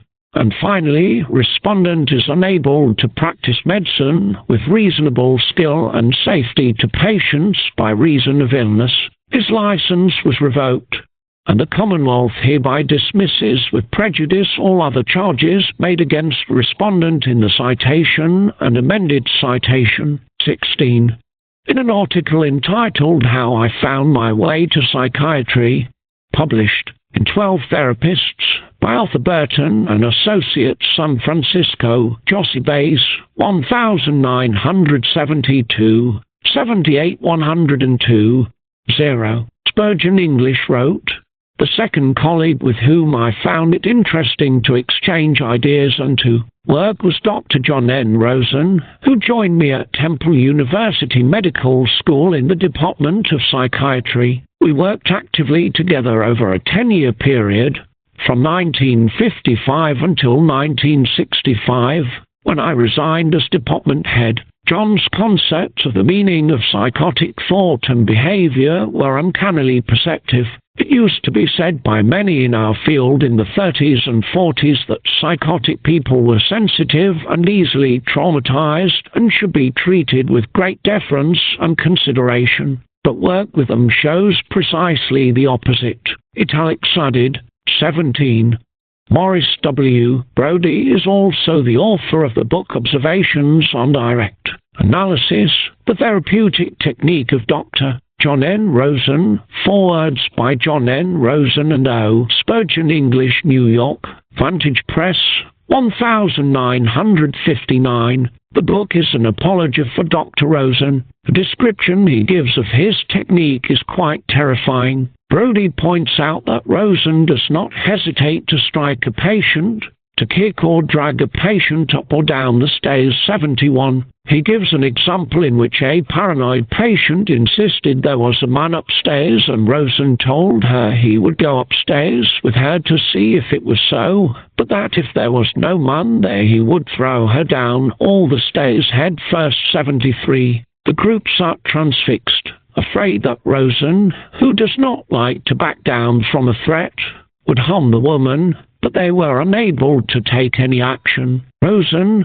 according to Brodie, would recurrently use the phrase, "If you continue to act crazy, I will crack your skull open." 79. But Brodie is convinced Rosen is a kindly man by watching Dr. Rosen a little more closely. One becomes convinced that his intentions are in no way meant to be cruel. 79. Rosen has, according to Brodie, only a single thought in mind: how to rescue the patient from the throes of a psychosis. On pages 62 through 69, Brodie reproduces verbatim dialogue between Rosen and a young woman and intersperses his own commentary. This dialogue is the most shocking example I have seen of Rosen's abuse. He begins by telling the woman that he disapproves of her being a tomboy and warns her that if she continues he will mutilate her. He also tells her that "I can't fuck you if you are a boy,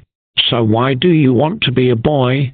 He then asks her to have intercourse with him with the observers present, and when she hesitates he tells her, "I will knock you through that wall in a minute." Patient recoils. "You're ready to have intercourse now." 63. A few statements later he tells her that he will stop loving her if she does not have intercourse with him. At the end of the dialogue she complains of pains in her stomach. 68. Rosen tells her it is from intercourse. She objects and says it is from exercise. Rosen's final words to her are, "The only muscle you should exercise is your vagina." Well, maybe we will have intercourse. When an unusually large number of observers were present during a meeting of the Eastern Psychological Association of April 11, 1958, Rosen demonstrated this patient to a large audience. In front of the group he told her, "You're an evil person, B. It's no wonder everybody dislikes you." Maybe that's why your poor father went to find other people, tried to get away from you and your family. You have plenty to be ashamed of.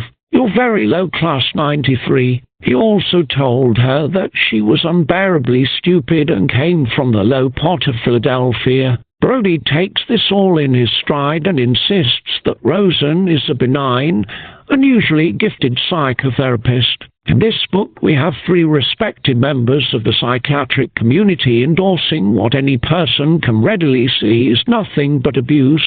In his foreword, Rosen boasts, under the terms of a grant from the Rockefeller Brothers Fund, which established the Institute for Dyer Analysis at Temple University Medical Center, we have developed a research program which has among its other goals the definition of Dyer analysis.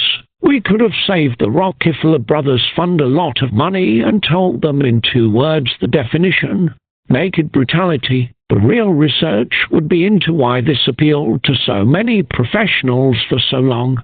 Sex and battering in psychotherapy. 1.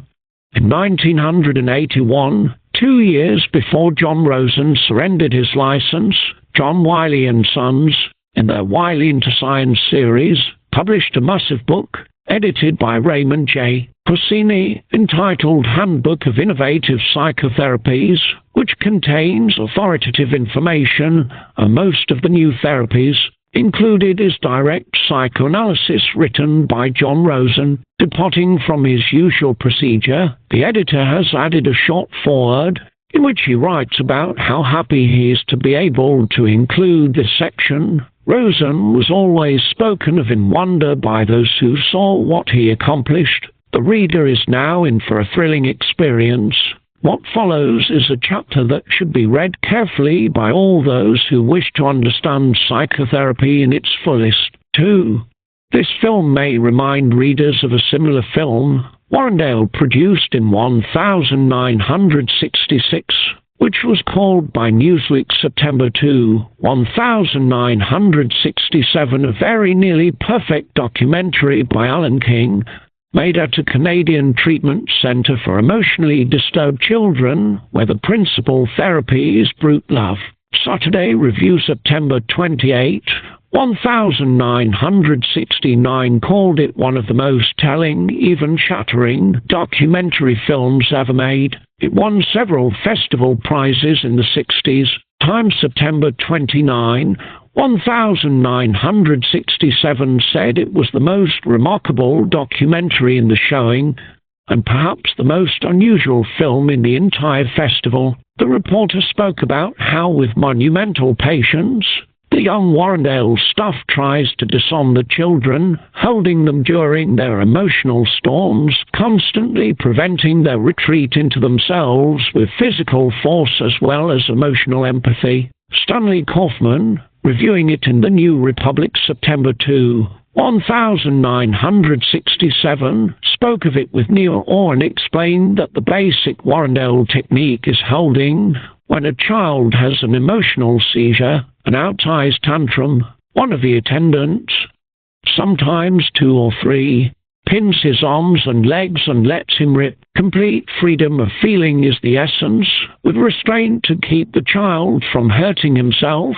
and to provide a sense of physical contact, the caring for somebody else. Needless to say, the same kind of arrogant control of another person's emotional life is evinced in the Foundation's film, under the exact same disguise of love and care. What is extraordinary is how much praise these exercises in brutality garner from the critics.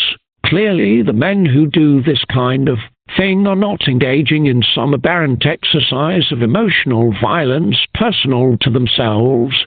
They are acting in complete conformity to the rest of society. 3. A woman who actually witnessed the treatment of this man wrote me the following. She has asked that her name not be used. This example doesn't convey any of the brutality of Benjamin's treatment. In fact, Benjamin, who was himself a PhD psychologist, was one of the most viciously abused patients. I wonder how the writer would have responded to seeing Benjamin dragged off, placed in a straitjacket, ankle restraints and blindfold. Then his pants would be pulled down, in a room full of people, a group session. Then he would be shocked repeatedly with a cattle prod as he screamed in protest. This happened often, almost daily, during months of his treatment. This is how Honey brought about his great improvement, by forcing him, under penalty of torture, to relate to people in a normal way. In this case, he did have the resources to do what Honey asked of him. Many other patients, unfortunately, did not. For those who had never been normal, those too young, or too seriously disturbed for all their lives, this torturous treatment just led to further degeneration. 4. New York, Dell Publishing Co., 1972. 5. This was kindly supplied to me by Wilma Caffenses. 6. See, for example, Diana E. H. Russell, The Secret Trauma, Incest in the Lives of Girls and Women, New York. Basic Books, 1986. 7. Although many analysts seem to believe she slept with Jung, there is no evidence in the historical documents that this actually happened. 8. The information about her death comes from a Swedish journalist, Magnus Ljunggren, in Sabina Mellan Jung och Freud Expressen 1983-15-9. Translated by Arno Pomerans, John Shepley, and Krishna Wilson, New York. Random House, 1982, paperback edition, with commentary by Bruno Bettelheim, New York. Pantheon Books, 1984, 10. Tagebücher einer heimlichen Symmetrie Sabina Spielrein zwischen Jung und Freud Freiburg, Core Verlag, 1986. The German edition corrects the German text in many cases. The English version was based on an uncorrected German text. It also contains an excellent introduction by Johannes Cremerius, a Freudian analyst who is nonetheless willing to call it a terrible story and one that reflects very badly on Freud, not to mention Jung. 11. Jung's letters to Spielrein 1908-1919 are not particularly revealing. Nevertheless, there is no doubt that he gave her to believe he was searching for his beloved in her. In the second letter preserved, July 30, 1908, he told her, "You cannot believe how much it means to me to find a person I dare to love. How great would be my luck to find that person in you." On December 4, 1908, he wrote to her, "I am searching for the person who understands how to love without punishing the other person, without imprisoning him or sucking him dry. I am searching for this person in the future who will make it possible for love to be independent of social prejudices or social disadvantages, so that love can always be its own goal, rather than only a means to a goal. Ich such den Menschen, der zu lieben versteht, und der mit den anderen zu streifen, einzusperren und auszusorgen. Ich such diesen zukünftigen Menschen, der is verwirklicht, das Lieb unabhängig von sozialen Vor- oder Nachteilen sein kann, damit die Liebe mir selbst weg an nicht immer Mittel sonst weg sei. 12. July 6, 1907. The Freud/Jung Letters, ed. by William Maguire, Princeton University Press, 1974-72. All letters between Freud and Jung cited in this chapter are from this collection. 13.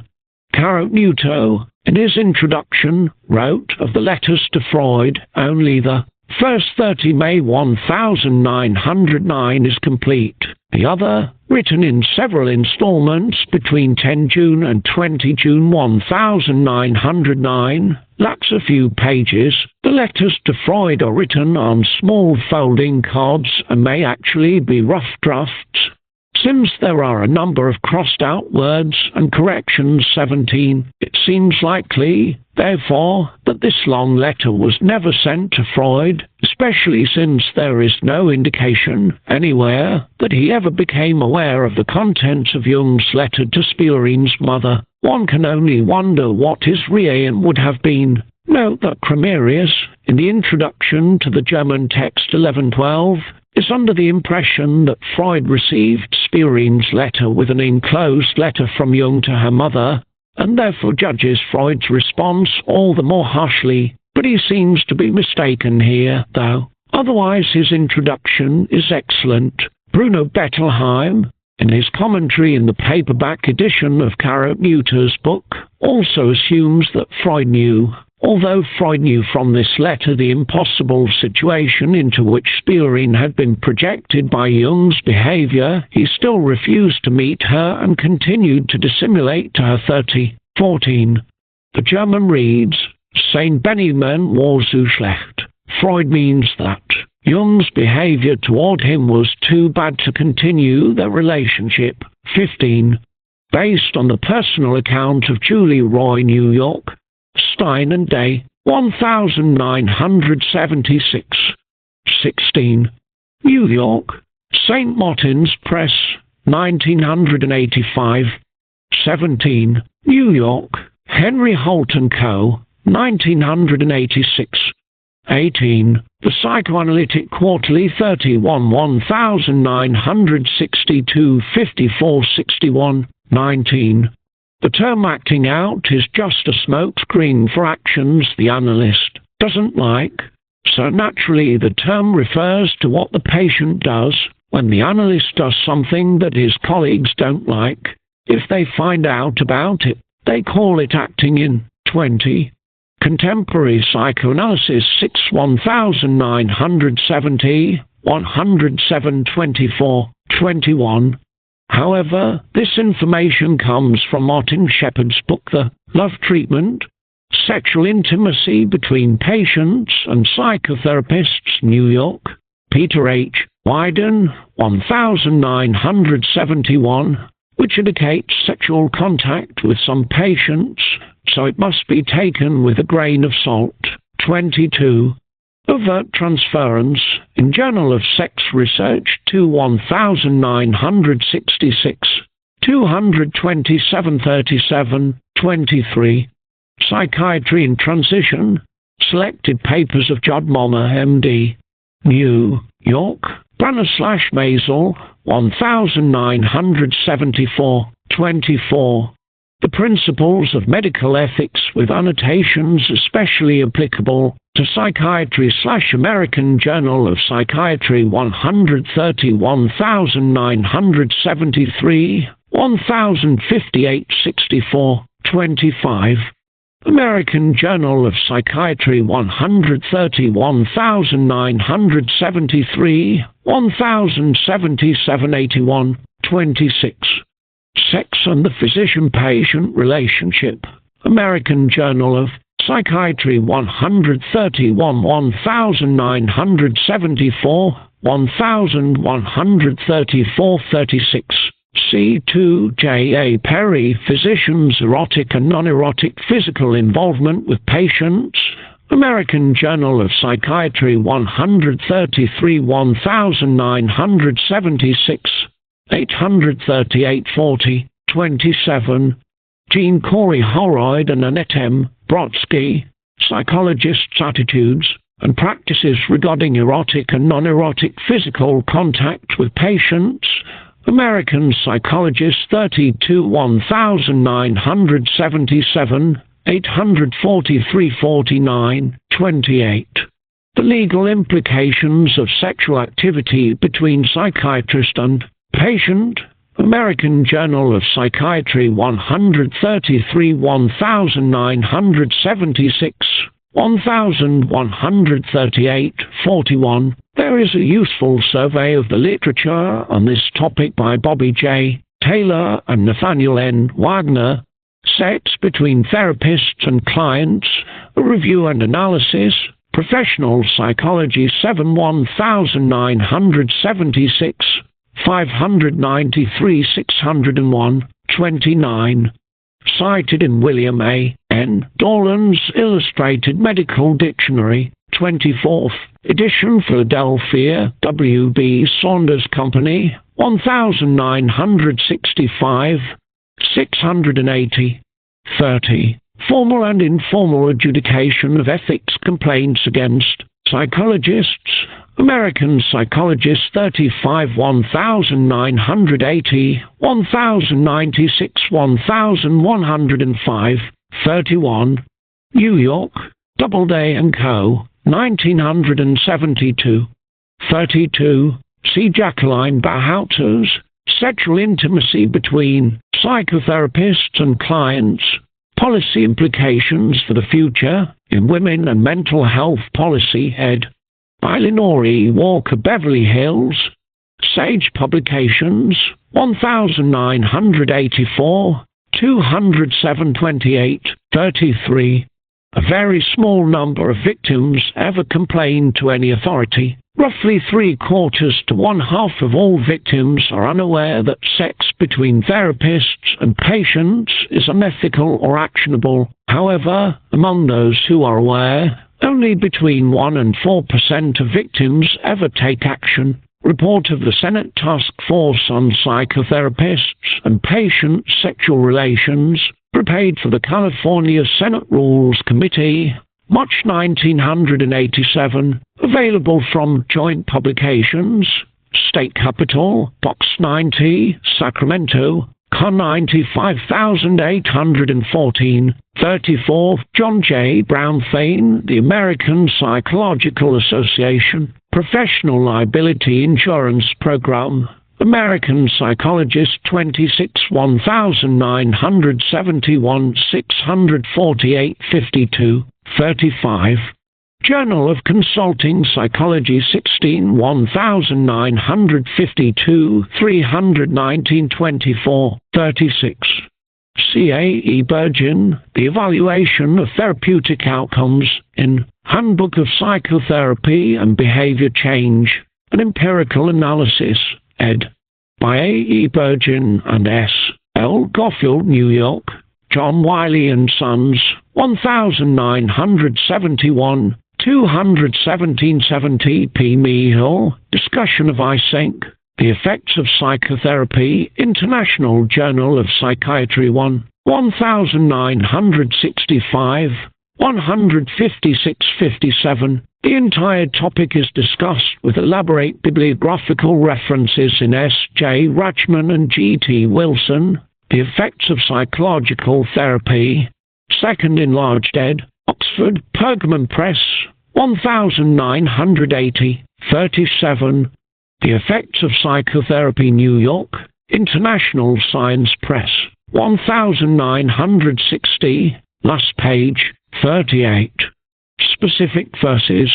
Non-specific factors in psychotherapy, a controlled study of outcome, Archives of General Psychiatry 36 1979, 1125 36, 39. Psychotherapy, Clinical Research and Theoretical Issues, New York. Jason Aronson, 1973, 481, 40.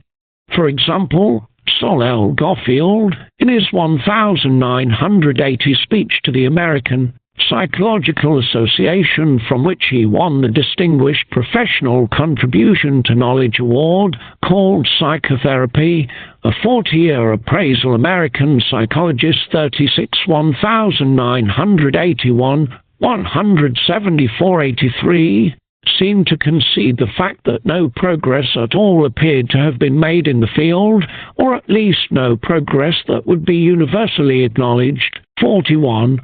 S. W. Hadley and Handstrop, in their article Contemporary Views of Negative Effects in Psychotherapy, Archives of General Psychiatry 33 1976, 1291 1302, demonstrated that most psychotherapists agreed that the problem of harm was real, often leading, for example, to suicide. This is also the conclusion of M. J. Lambert, A. E. Burgin, and J. L. Collins in Therapist-Induced Deterioration in Psychotherapy, Ineffective Psychotherapy, A Handbook of Research, ed. by Alan S. Gurman and Andrew M. Reyes in New York, Pergamon Press, 1977, 450-81, The Problem with Benevolence, 1.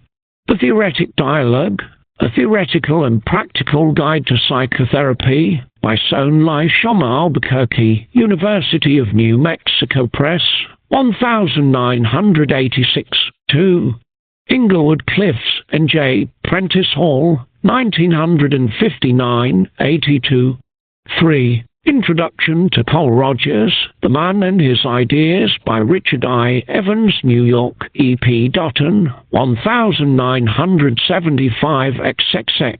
Rogers himself said in the same book, "It means something to me to know that business executives read my stuff, educators at all levels, psychiatrists, psychologists, social workers, priests and ministers. The range of impact that my work has had is fantastic. I stand in awe of that myself." 112. 4. These include Counseling and Psychotherapy, New Concepts in Practice 1942, Client-Centered Therapy, Its Current Practices, Implications, and Theory 1951, Psychotherapy and Personality Change 1954, and Becoming a Person 1961, The Therapeutic Relationship and Its Impact, A Study of Psychotherapy with Schizophrenics 1967, Person to Person, The Problem of Being Human 1967, Becoming Partners, Marriage and Its Alternatives 1972, Carl Rogers on Personal Power 1977, A Way of Being 1980, and Politics and Innocence, A Humanistic Debate Rollo May, Carl Rogers, Abraham Maslow 1986. In addition, several books have been written about him, including Howard Kirschenbaum's On Becoming Carl Rogers, New York, Dell Publishing Co., 1979. 5. Carl Rogers, The Man and His Ideas, 30. 6. Journal of Consulting Psychology 21, 1957, 95, 103. 7. Psychology, A Study of a Science, Volume 3, Formulations of the Person and the Social Context, ed. by Sigmund Koch, New York, McGraw-Hill, 1959, 216. 8. Journal of Consulting Psychology 21, 1957, 99. 9. Politics and Innocence, ed. by Rollo May, Carl Rogers, and Abraham Maslow, Dallas, Saybrook, 1980, 31, 10. My Personal Growth, originally written in 1965, 1966, and published in A History of Psychology in Autobiography, Volume 5, ed. by E. G. Boring and G. Inze, New York, Appleton Century Crofts, 1967, updated in 1971 for 12 therapists, ed. by Arthur Burton et al. San Francisco, Jossey Base, 1972, 2877, 11. In retrospect, 46 years, The American Psychologist 29, 1974, 115-23, 12, edited by Carl Rogers with the collaboration of Eugene T. Gendlin, Donald J. Kiesler, and Charles B. Trox Madison, University of Wisconsin Press, 1967, 13. Pennsylvania Psychiatric Quarterly, Summer 1962. I have taken it. From Person to Person, The Problem of Being Human by Carl Rogers and Barry Stevens, New York. Pocketbooks, 1971, 183.96, 14. This does not mean that Rogers was unconcerned with issues of training, In his book Client-Centered Therapy, he devotes one long chapter to the training of counselors and therapists. It is clear from this chapter that Rogers had no particularly revolutionary ideas on how to train or even to screen candidates. 15. This cannot fail to raise the much larger issue of psychotherapy under the notice, a book that received a great deal of favorable attention when it appeared in 1985 was Jeffrey Cox, Psychotherapy in the Third Reich, the Giesring Institute. In the book's last lines, the author writes that the nature of Nazi governance produced, on the institutional level, more opportunity than oppression for the evolving profession of psychotherapy. This is no doubt true, but unlike Cox, who stands in awe of this fact, I am appalled by it, for we cannot help then asking ourselves whether there is something about the very nature of psychotherapy that allows it to be used by whatever oppressive regime happens to be in power. No doubt the anti-Nazi therapists, there were some, even in Germany, thought that they could best help their patients by remaining, but unless they were also activists such as was the late Muriel Gardiner, an American psychoanalyst friend of the Freud family, they were bound, sooner or later, to play into the hands of the regime they secretly opposed. Internal emigration and internal resistance, when unaccompanied by actions in the real world, ultimately not only were of no use to others, but also appeared to have destroyed the person's own self-worth. Paul Jaspers emigrated to Switzerland and remained silent during the war. Hannah Arendt thought this admirable, but Jaspers himself was ashamed and said so after the war. 16. New York, Pantheon Books, 1976, 116.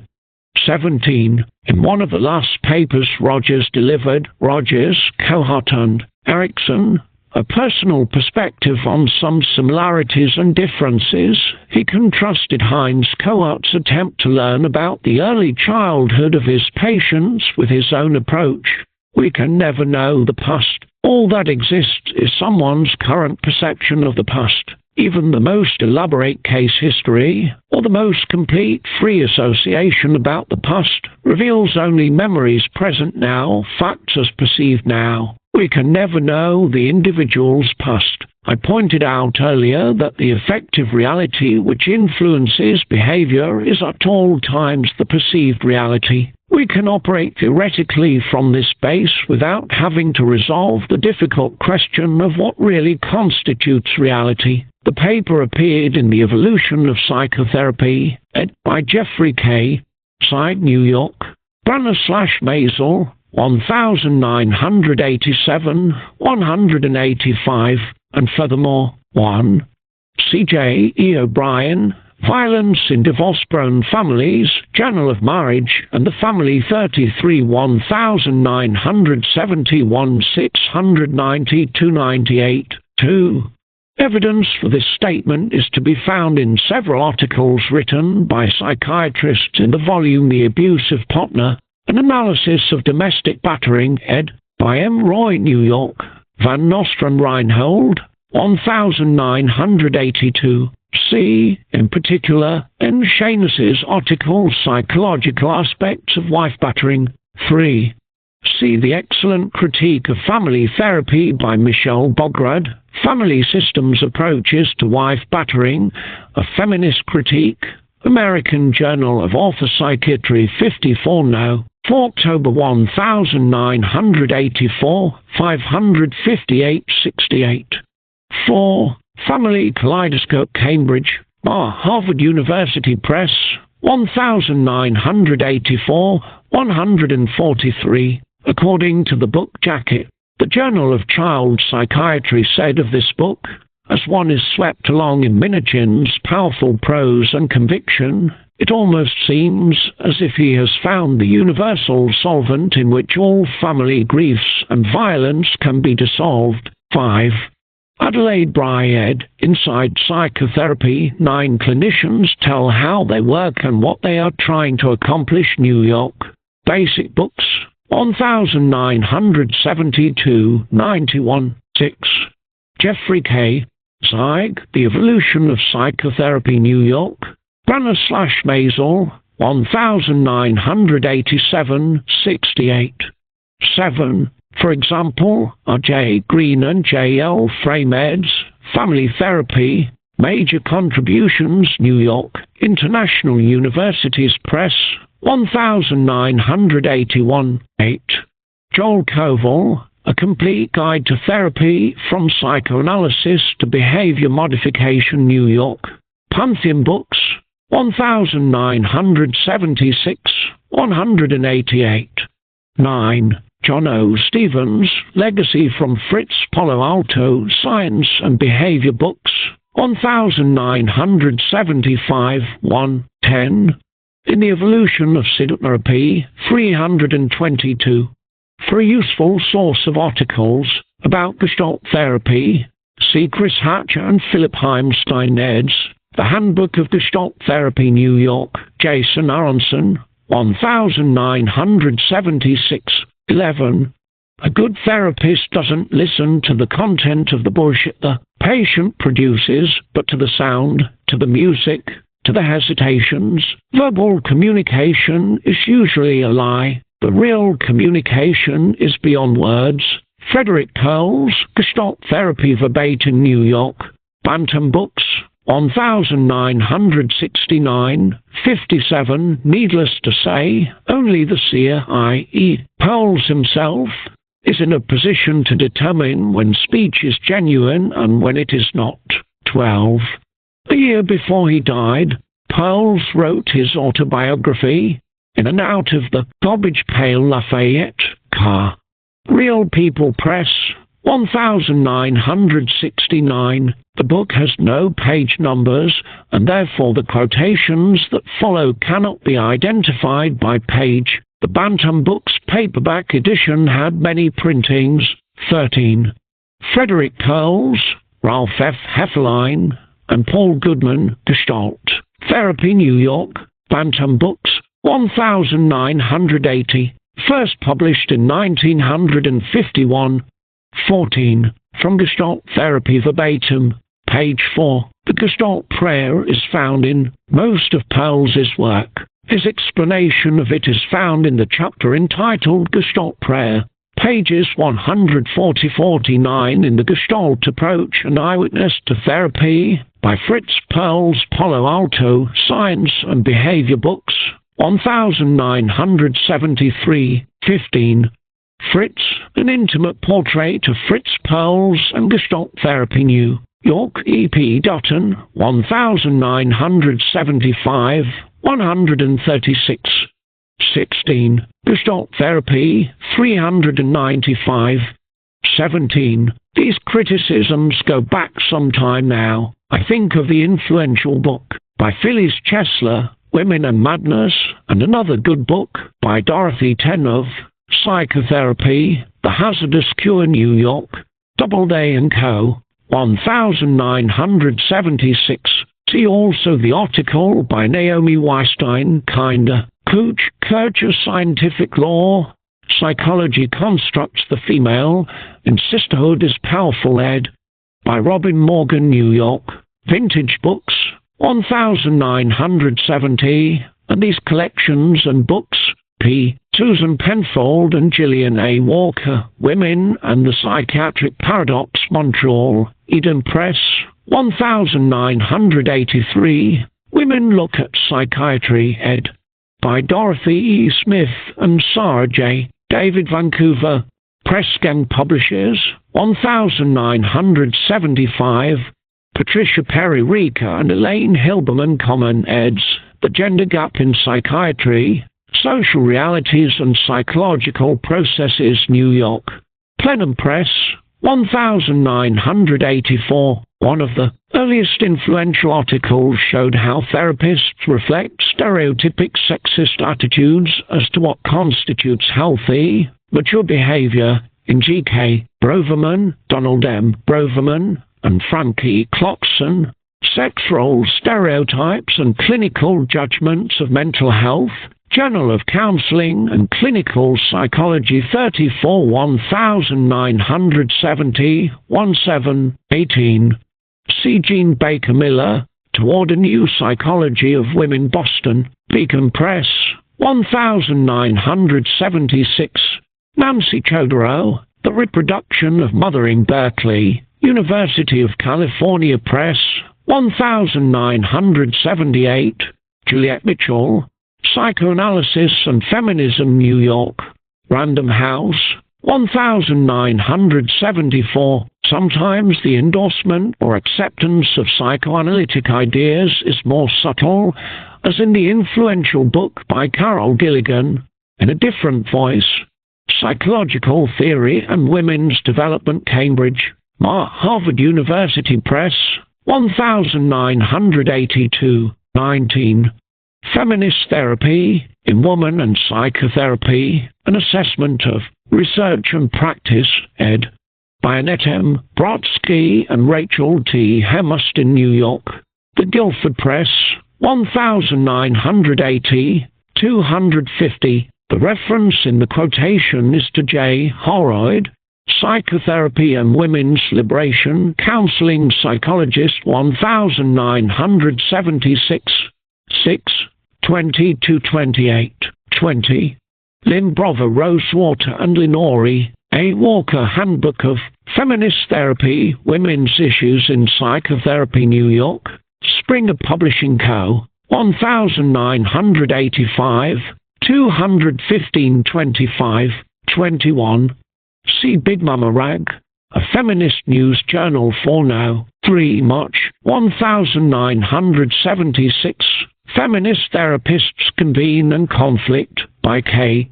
Terra et al. Report on the January 1976 Conference of Feminist Therapists in Boulder, Colorado, which points out the problems of professional elitism and lack of solidarity in the conference organization. C2 Constance Perroni, Enough is Enough, Feminist Therapy and Other Bad Habits, Big Mama Rag 7/11, November 1980. 22.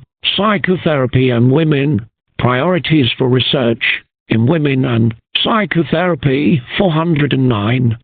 23. Susan Sturdivant, Therapy with Women, A Feminist Philosophy of Treatment, New York, Springer Publishing Co., 1980, 82. 24. Mary Ballew and Nancy W. Doublak, A Feminist Position on Mental Health, Springfield, Ill, Charles C. Thomas, 1985, 32. 25. New York, McGraw-Hill, 1983. 26. From the influential collection edited by Edna I. Rawlings and Diane K. Carter, Psychotherapy for Women, Treatment Toward Equality, Springfield, Ill, Charles C. Thomas, 1977, 298. 27. Notes of a Feminist Therapist, New York, Dell Publishing Co., 1976, 28. Psychic War in Men and Women, New York, New York University Press, 1976, 29. Father-Daughter Incest, Cambridge, Harvard University Press, 1981, 30. Gin/Ecology, The Metaethics of Radical Feminism, Boston Beacon Press, 1978, 281. I agree with Dolly, too, that the concept of feminist therapy is inherently a contradiction. 282. However, once again I find myself out of sympathy with the alternative Dolly proposes, a spiritually oriented celebration, though this in no way detracts from my agreement with her description of the problems with feminist therapy. 31. Florence Rush, The Best Kept Secret, Sexual Abuse of Children, New York, McGraw-Hill, 1980. Louise Armstrong, Kiss Daddy Goodnight, New York, Hawthorne Books, 1978. On the Home Front, Notes from the Family War Zone, New York, McGraw-Hill, 1983, Diana E. H. Russell, Sexual Exploitation, Rape, Child Sexual Abuse, and Workplace Harassment, Beverly Hills. Sage Publications, 1984, David Finkelher, Sexually Victimized Children, New York. The Free Press, 1979, and Child Sexual Abuse, New Theory and Research, New York. The Free Press, 1984, 32. Louise Armstrong believes, as I do, that treatment for incest is tied in to traditional psychiatry and therefore questionable when not downright harmful. See the afterword to her Kiss Daddy Goodnight. 10 years later, New York. Pocketbooks, 1987, 33. Handbook of Clinical Intervention in Child Sexual Abuse, Lexington, Martin Lexington Books, 1982, 111, 34. An example is Sexual Assault of Children and Adolescents by Anne Walbert Burgess, A. Nicholas Groff, Linda Little Holmstrom, and Susan M. Escroy, Lexington, Martin Lexington Books, 1978, 35. By Wendy Maltz and Beverly Holman, Lexington, D.C. Heath and Co., 1987, 112, 36. Key McFarlane and Jill Waterman with Sean Connerly, Linda Damon, Michael Durfee, and Susan Long. Sexual Abuse of Young Children, Evaluation and Treatment, New York. The Guilford Press, 1986, 37. Palo Alto Science and Behavior Books, 1982, 38. Another such book is Adele Mayer, Incest, a Treatment Manual for Therapy with Victims, Spouses and Offenders, Home Speech, FL, Learning Publications, 1983, 39. The Myth of Women's Masochism, New York, E.P. Dutton, 1985. Kaplan is certainly aware of her own ambiguity. Thus she writes, "A psychoanalyst I know does superb work with a variety of patients, and in his practice takes great care to support women's strengths and to help them stop attributing sick motives such as masochism to themselves. I have never hesitated to refer patients to him. Imagine my surprise when I heard him speak at a convention of mental health professionals where he presented the case history of a former patient in a way that seemed to place the blame for a sexual harassment incident on her 206. Needless to say, I do not find this surprising at all. I wonder if it made Kaplan, whose book, except for her endorsement of therapy, is excellent, question her assumptions about the malleability of psychoanalysis. 40. Robert Seidenberg and Karen DeCrow, Women Who Marry Houses, Panic and Protest in Agoraphobia in New York, McGraw-Hill, 1985. Although Seidenberg is a practicing psychoanalyst, he is also president of a local chapter of the National Organization of Women. His analyses of anorexia nervosa and of agoraphobia happily owe less to psychology than they do to feminist politics. 41. Much radical psychiatry, which is now more or less defunct, has been influenced by Eric Berne and transactional analysis. See, for example, On Radical Therapy by Jeanette Hermes, in Going Crazy, The Radical Therapy of R.B. Lang and Others, ed. by Hendrik M. Rutenbeek, New York, Bantam Books, 1972, 2339. Another important thing that I encourage in group is what Berne called stroking. This is supporting a person's worth by affirming love for her, by physically touching her, and by telling her all the fine things we see in her. Claude Steiner, who wrote the Radical Psychiatry Manifesto, was a student of Eric Bemer as well. He writes in the manifesto about seeing people in groups which Bemer encouraged. One-to-one contacts of great value in crises should become the exception rather than the rule. Psychiatrists not proficient in group work are deficient in their training and should upgrade it. In The Radical Therapist, ed. by Jerome Agel, New York. Ballantine Books, 1971, 281. Hoji Wyckoff, a disciple of Steiner, has explicitly acknowledged how radical psychiatry is just another form of psychiatry. The radical psychiatry problem-solving group model has been developed through a synthesis of psychiatric theories borrowed from R.D. Lane, Fritz Perls, and Claude Steiner. Radical psychiatry theory incorporates some basic transactional analysis TA assumptions about psychiatry and people. We assume, as Eric Berne did, that people are born okay and that they are made unhappy because of what they do to each other. We agree with Berne that the language of psychiatry should be simple and that people who practice psychiatry should communicate their opinions to group members rather than keep secrets and thus maintain a one-up stance. From Radical Psychiatry for Women in Psychotherapy for Women, Treatment Toward Equality, ed. by Ina I. Rawlings and Diane K. Carter, Springfield, Ill. Charles C. Thomas, 1977, 370. For more on radical psychiatry, see Rough Times, ed. by Jerome Agel, New York. Ballantine Books, 1973. Radical Psychology, ed. by Phil Brown, New York. Harper Row, 1973. Readings in Radical Psychiatry, ed. by Claude Steiner, New York. Grove Press, 1974. My rejection of radical psychiatry does not extend to the publications that are truly radical and which reject psychiatry and psychotherapy, some of which are included in Madness Network News and Phoenix Rising, published in Toronto. See Sherry Hersh et al., eds. Madness Network News, Reader, San Francisco. Clyde Publications, 1974, 42.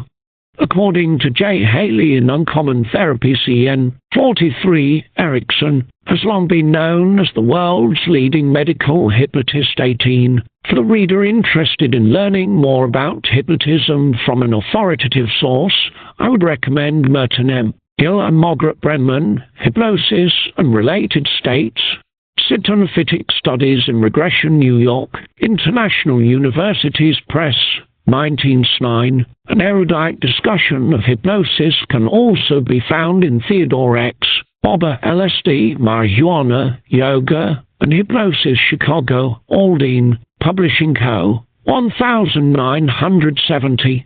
See also Margaret Brenman and Merton Gill, Hypnotherapy, with appended case reports, New York, International Universities Press, 1947. For more information on Erickson's life, C.J. Haley, ed. Advanced Techniques of Hypnosis and Therapy, The Selected Papers of Milton H. Erickson, M.D., New York, Gruen and Stratton, 1967. Erickson received his medical degree at the Colorado General Hospital and did his psychiatric training at the Colorado Psychopathic Hospital. He was at the Wayne County General Hospital and Infirmary as Director of Psychiatric Research and Training, taught at the College of Medicine at Wayne State University, and was also Professor of Psychology at Michigan State University in East Lansing. In 1948 he settled in Phoenix,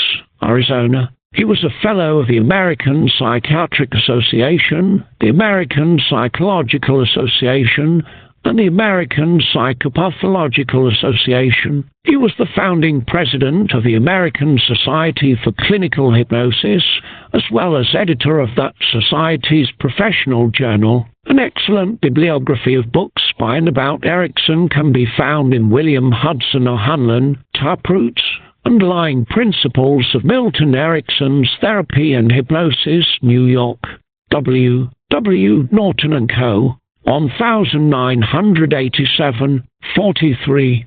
Uncommon Therapy, The Psychiatric Techniques of Milton H. Erickson, M.D. New York, W. W. Norton & Co., 1973. See also Haley's Ordeal Therapy, San Francisco, Jossey Base, 1984, 44.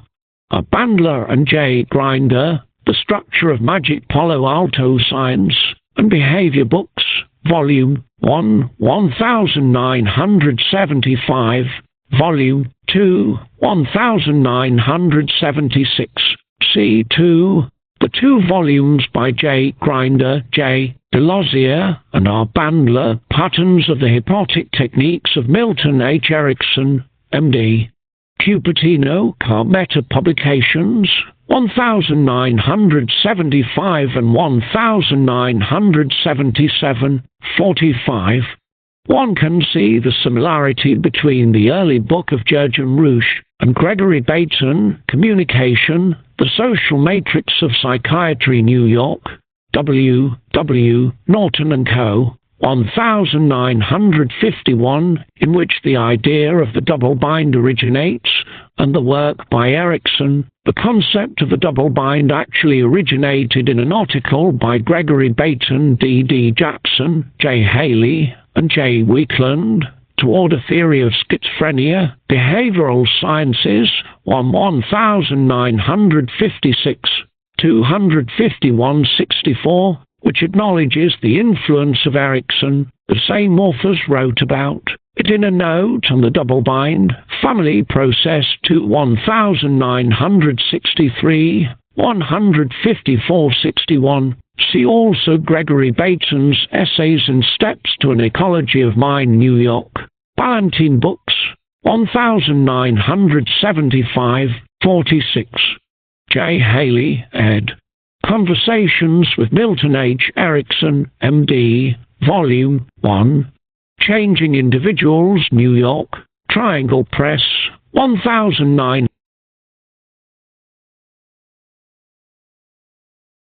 185 VU. 47. Papers from this conference were published as The Evolution of Psychotherapy, ed. by Jeffrey K. Psych, New York. Branner/Maisel, 1987, 48.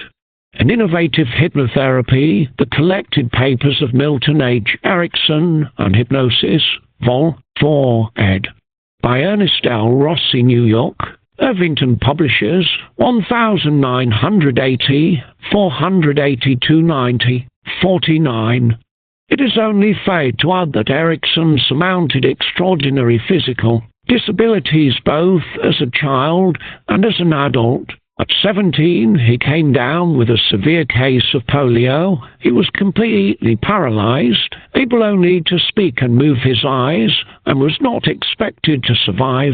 By sheer dint of effort, he achieved amazing mobility and a very strong upper body. In later life, he lost his powerful shoulder muscles to such an extent that he frequently had to use both hands to raise an eating utensil. Eventually, he was restricted to a wheelchair. His wife wrote a very inspiring account in a letter, which is reproduced in Jeffrey K. Psych's Experiencing Erickson, An Introduction to the Man and His Work, New York. Branner/Maisel, 1985, 712. Perhaps it was this disability that made Erickson sensitive to other people's bodies in ways that appear more offensive to a reader than they were to the people directly faced with him. 50. Vasectomy, a detailed illustration of a therapeutic reorientation in Innovative Hypnotherapy, 386, 91. 51. Conversations with Milton H. Erickson, Vol. 2, Changing Couples, in the section entitled Sex, Fun and Impotency. 52. Conversations, Volume 1253. Experiencing Erickson, 108. 54. Conversations, Vol. 1227, 55. Experiencing Erickson, 141. 56. Conversations, Volume 2, Roman 8, 57. Some idea of the range of application of Erickson's principles can be seen in Jeffrey K. Psych-Ed, Ericksonian Psychotherapy, Volume 1, Structures, Volume 2, Clinical Applications, New York, Brunner/Mazel, 1985, Roman 13. See also, Erickson was called the world's greatest communicator. Alternately, it has been said that he was the premier psychotherapist of the century. History will demonstrate that what Freud contributed to the theory of psychotherapy, Erickson will be known as contributing to the practice of psychotherapy. From a teaching seminar with Milton H. Erickson, ed. Jeffrey K. Psych, New York, Brunner/Mazel, 1980, Roman 19, 58. C.S.L. Goffield and R. Kurtz, A Study of Eclectic Views, Journal of Consulting and Clinical Psychology, 45, 1977, 7883, also J. B.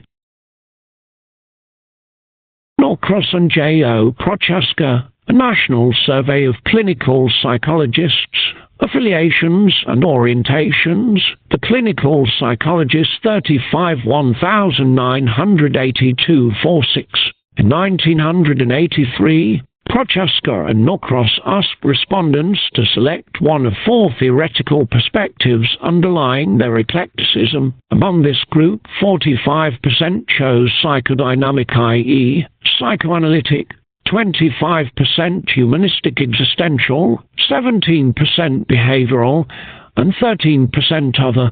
C.J.O. Prochaska and J.C. Norcross, Contemporary Psychotherapists, A National Survey of Characteristics, Practices, Orientations, and Attitudes, Psychotherapy Theory, Research and Practice, 21,983, 160, 173, 59. C.D.S. Smith, Trends in Counseling and Psychotherapy, American Psychologist, 37, 1982, 829. For an excellent overview of eclecticism, see Handbook of Eclectic Psychotherapy, ed. by John C. Norcross, New York, Brunner/Mazel, 1986, 60. C.M.L. Smith, G.V. Glass, and T.I. Miller, The Benefits of Psychotherapy, Baltimore, Johns Hopkins University Press, 1980, a work that is generally considered to be the most sophisticated survey of psychotherapy outcome studies, 61.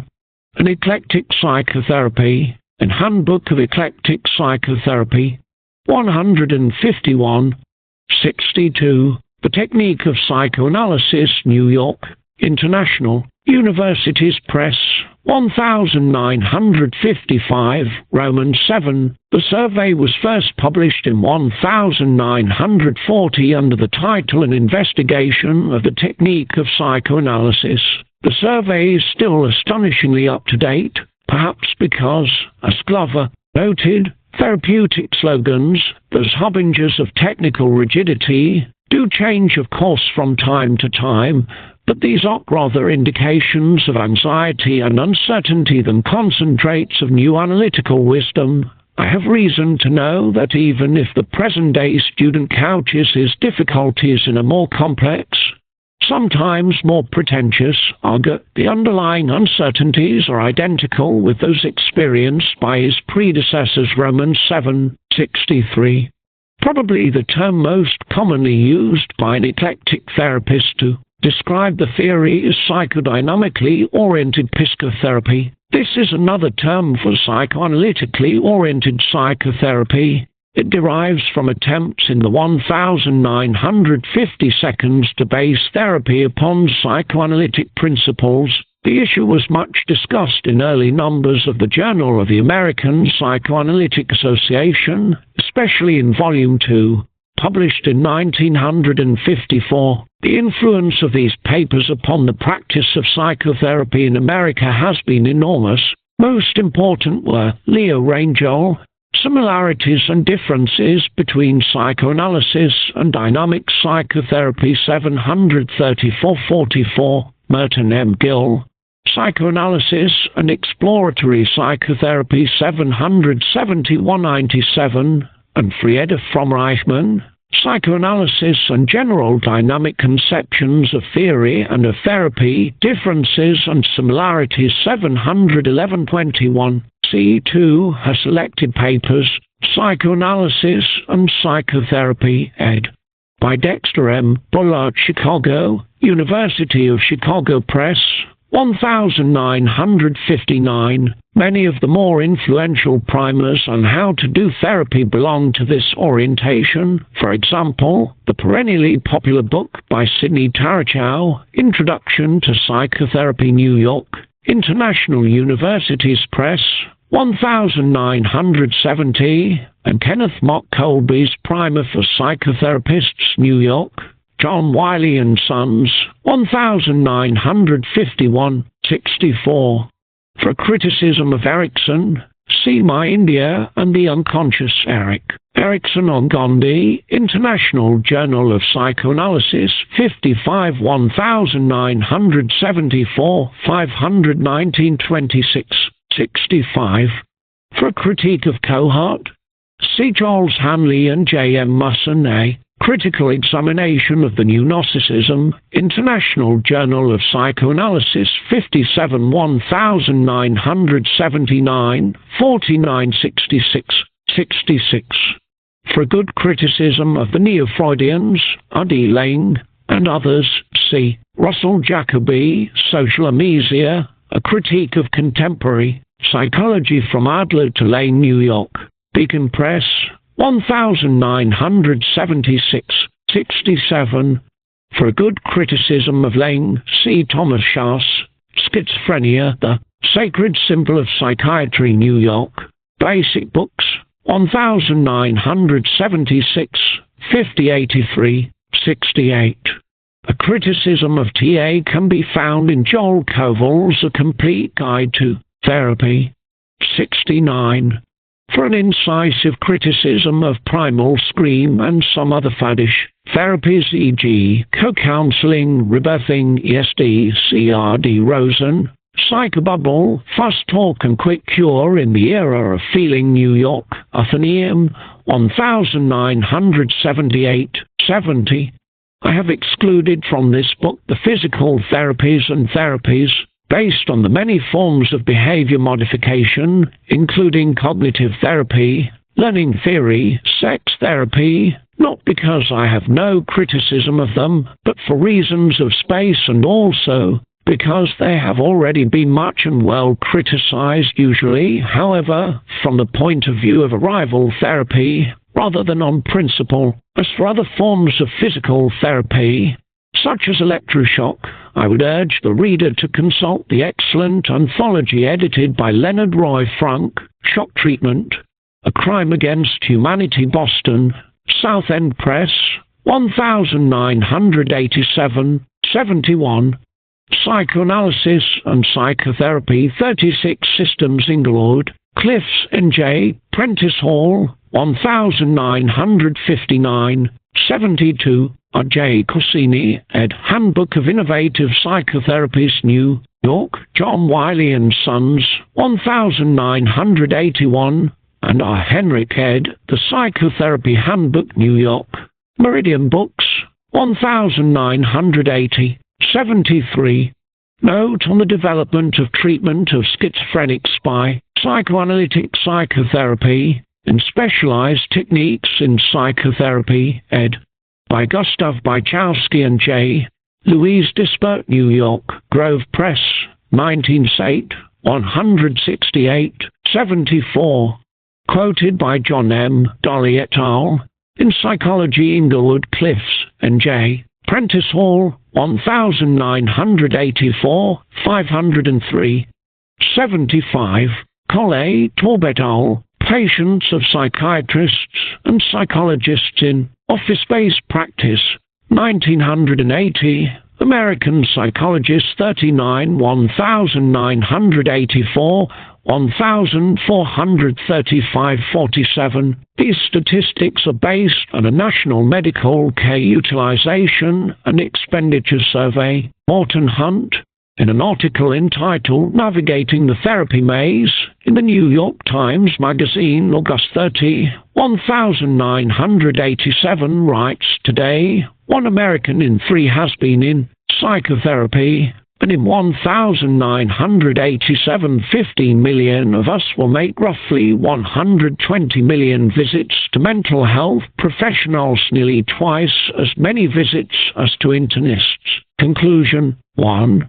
A related question involves the belief most therapists have that the particular method they have been trained in is the best one available. Werner Wolf distributed a questionnaire to psychotherapists of different orientations, to which 70% answered that they believed their particular form of therapy was best. Fact and Value in Psychotherapy, American Journal of Psychotherapy 8, 1934, 466-86. Jerome Frunk, acknowledging this research, says that it raises uncomfortable questions about the goals of training programs in psychotherapy. Until we have a rational basis for choice of specific therapies, one may well ask whether there is any point in mustering any particular one, especially since all have so much in common. But his conclusion that it does not matter which therapy one studies, so long as one studies some therapy, is opposite to the one I would draw, namely, that there is no point in studying any therapy. Psychotherapy and the Human Predicament, A Sick Soul Approach, ed. by Pock Elliott Dietz, New York. Skocken Books, 1978-18. 2. The literature on malpractice is by now enormous.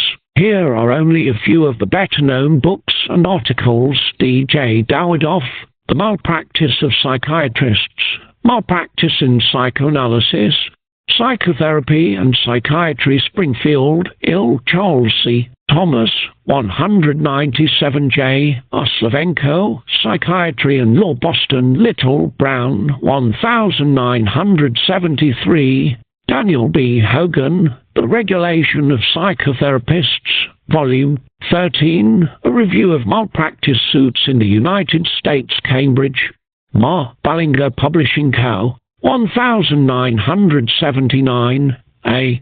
Stone, The Tarasov Decisions, Suing Psychotherapists to Safeguard Society, Harvard Law Review, 91976, 35878, P.F. Slauson, Psychiatric Malpractice, A Regional Incidence Study, American Journal of Psychiatry 48, 1970, 5064, Ronald J. Cohen, Malpractice, A Guide for Mental Health Professionals, New York, The Free Press, 1979, 3. Baltimore, Johns Hopkins University Press, 1961, Reverend ed. New York, Skocken Books, 1974, Romans 16, 4. Critical Assessment of Psychodynamic Psychotherapy in Maurice Dongier and Eric Wickhauer, eds. Divergent Views in Psychiatry, New York, Harper FRO, 1981. These later views are considerably less optimistic than the earlier ones, which are unfortunately far better known and more popular. Hans H. Stropp, Ronald F. Fox, and Ken Lessler. Patients View Their Psychotherapy, Baltimore, Johns Hopkins University Press, 1969. In the book, Stropp concludes, the psychotherapeutic situation is a unique vehicle for personal growth and maturation. It has much in common with other interpersonal experiences: openness, acceptance, and understanding. At its best, individual psychotherapy creates a learning situation unequaled by anything else that human ingenuity has been able to devise. 142. 5. CAPA Monitor, March 1973. 5. Rage Reduction Therapy Pioneer Battles to Keep California License. Set therapy, as it is also called, has been endorsed as having limited application for some autistic children and some depressed patients by the American Psychiatric Association Commission on Psychiatric Therapies. The Commission gives the following account of this cruel therapy. Therapy consists of holding the autistic child down, i.e., using physical restraint and, in addition, tickling the child so as to produce violent rage reactions. Once the rage is produced, the therapist will release the child and be loving and affectionate to him. With the adult, the patient is physically restrained while the therapist asks shock questions designed to evoke traumatic experiences from the past. At the same time the questions are asked, or afterward, the therapist tickles or painfully prods the patient's rib cage to stimulate a rage reaction. No matter how vigorously the patient struggles or cries, the restraints are firmly maintained until the patient is literally wild with rage and expressing it in the most direct and violent fashion. Sessions may go on for several hours at a time. The typical session lasts 4 to 8 hours until the patient is totally exhausted and has stopped struggling. The psychiatric therapies, chaired by Tox Osby, Crossy, Washington, D.C., American Psychiatric Association, 1984, 562-63, 6. Patients view their psychotherapy, 117, 7. 124, 1967, 261, 8. The Departing Treatment of Schizophrenia, Comprehensive Psychiatry 3, 1962, 6576, 9. Ironically, it was the well-known Freudian analyst Gregory Zilberg, writing an appreciation of Cameron in the American Journal of Psychiatry, July 1963, 12, who said he has confirmed psychoanalysts on his staff, and he sees Freud as a part of the total evolution of psychiatric thought, which shows that analysts could accept Cameron. On the other hand, when the psychiatrist who succeeded Cameron at the Allen Memorial Institute, I. Cleghorn, ordered a follow-up study of Cameron's patients, the results were anything but optimistic. A questionnaire designed to examine memory function in detail was completed by 27 former patients who had received the intensive ECT. The dependence on others for recall of past events is reported by 63% of the sample. A persisting amnesia retrograde to the departing and ranging in time from 6 months to 10 years is reported by 60% of the respondents. The study concludes the incidence of physical complications and the anxiety generated in the patient because of real or imagined memory difficulty argue against the administration of intensive electroconvulsive shock as a standard therapeutic procedure. A. E. Shortman and P. E. Termanson, Intensive Electroconvulsive Therapy, a follow-up study, Journal of the Canadian Psychiatric Association 12, Supple, April 1967, 9295, 10. Journal of the Canadian Medical Association 78 1958, 9295, 11. For 20 years, between 1953 and 1973 and possibly beyond, the CIA spent at least $25 million in attempts to learn how to control the human mind. See John Marks, The Search for the Manchurian Candidate, The CIA and Mind Control, New York, Quadrangle/The New York Times Book Co., 1979, 12. The problem of differential amnesia as a factor in the treatment of schizophrenia, Comprehensive Psychiatry 1980, 2634, 13. A phrase used in the article, 25 Years of Nightmares, 14. Rudolf Eckstein and Robert S. Wallerstein, The Teaching and Learning of Psychotherapy, New York, Basic Books, 1958, 66. 15. Profession of Medicine, a study of the sociology of applied knowledge. New York, Dodd, Mead & Co. 1972, 382. C2. Elliot A. Krause, Power and Illness, The Political Sociology of Health and Medical Care. New York, Amsterdam, Elsevier, 1972. 16. Changes in Some Moral Values Following Psychotherapy, Journal of Consulting Psychology 1955, 431-36. 17. Psychotherapy as a Means of Social Control, Journal of Consulting and Clinical Psychology 41974, 237. C2. Phil Brown ed. Mental Health Care and Social Policy, Boston, Routledge and Keegan Paul, 1985. Lillian Ross's stories in The New Yorker, later published as the book Vertical and Horizontal. New York, Simon & Schuster, 1963, give a lively sense of the distorted values of a psychoanalyst opposed to the more natural values of his patient, who escaped just in time. 18. Asylums, Essays on the Social Situation of Mental Patients and Other Inmates. Garden City, NY, Doubleday for Co. 1961, 366. 19. This is from an interview with Kate Melia about the difficulty she has had for the last 3 years and is still having getting her book The Loony Bin Trip published. See Andrea Freud Lowenstein, Kate Melia's Loony Bin Trip. Sojourner, June 1987, 12:15. Afterword to second edition. 1.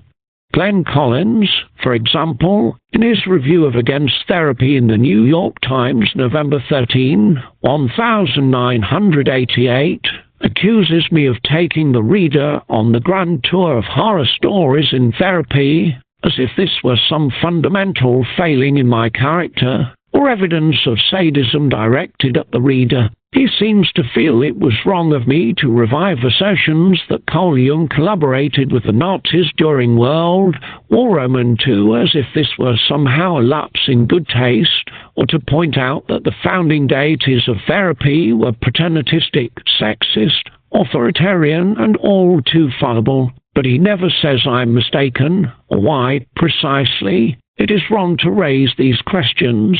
Most importantly, Mr. Collins writes that I suggest that psychotherapy has not come to terms with sexual assault, child abuse, rape, battering, torture, concentration camp victimization, and other atrocities.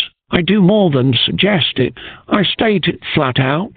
Many times, I believe it, and I believe it on the basis of much historical evidence. I can go even further and suggest that any newfound concern for oppression on the part of the profession of psychiatry should be viewed with a generous degree of skepticism, especially when the primary oppressors have been the psychiatrists themselves. Lobotomy, electroshock, medications that cause tardive dyskinesia, grotesque and irreversible Parkinsonian neurological impairment, forced incarceration in psychiatric institutions, sexual abuse of patients.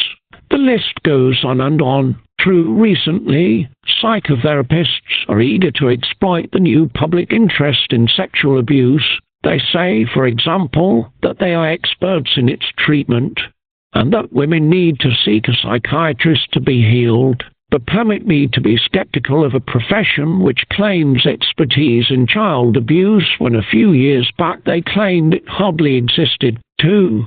One example among many for Bettelheim, the privilege of being a psychoanalyst and of practicing, teaching, transmitting, and modifying psychoanalytic theory and practice consisted in a deeply ingrained respect for the human being, for his or her own privacy, individual uniqueness, struggles, quest for truth, aspirations towards personal forms of liberation, creativity, and playfulness. David James Fisher, Homage to Bettelheim, Partisan Review 4, Vol. 57, No. For 1993. I have often heard people say that Bettelheim did not refer to himself as a psychoanalyst, only others did so. But this is not entirely true. For example, in The Informed Heart, he wrote, "It took several years of intensive analysis, and many more years of its practice, to teach me how far psychological experiences can change the personality of a man."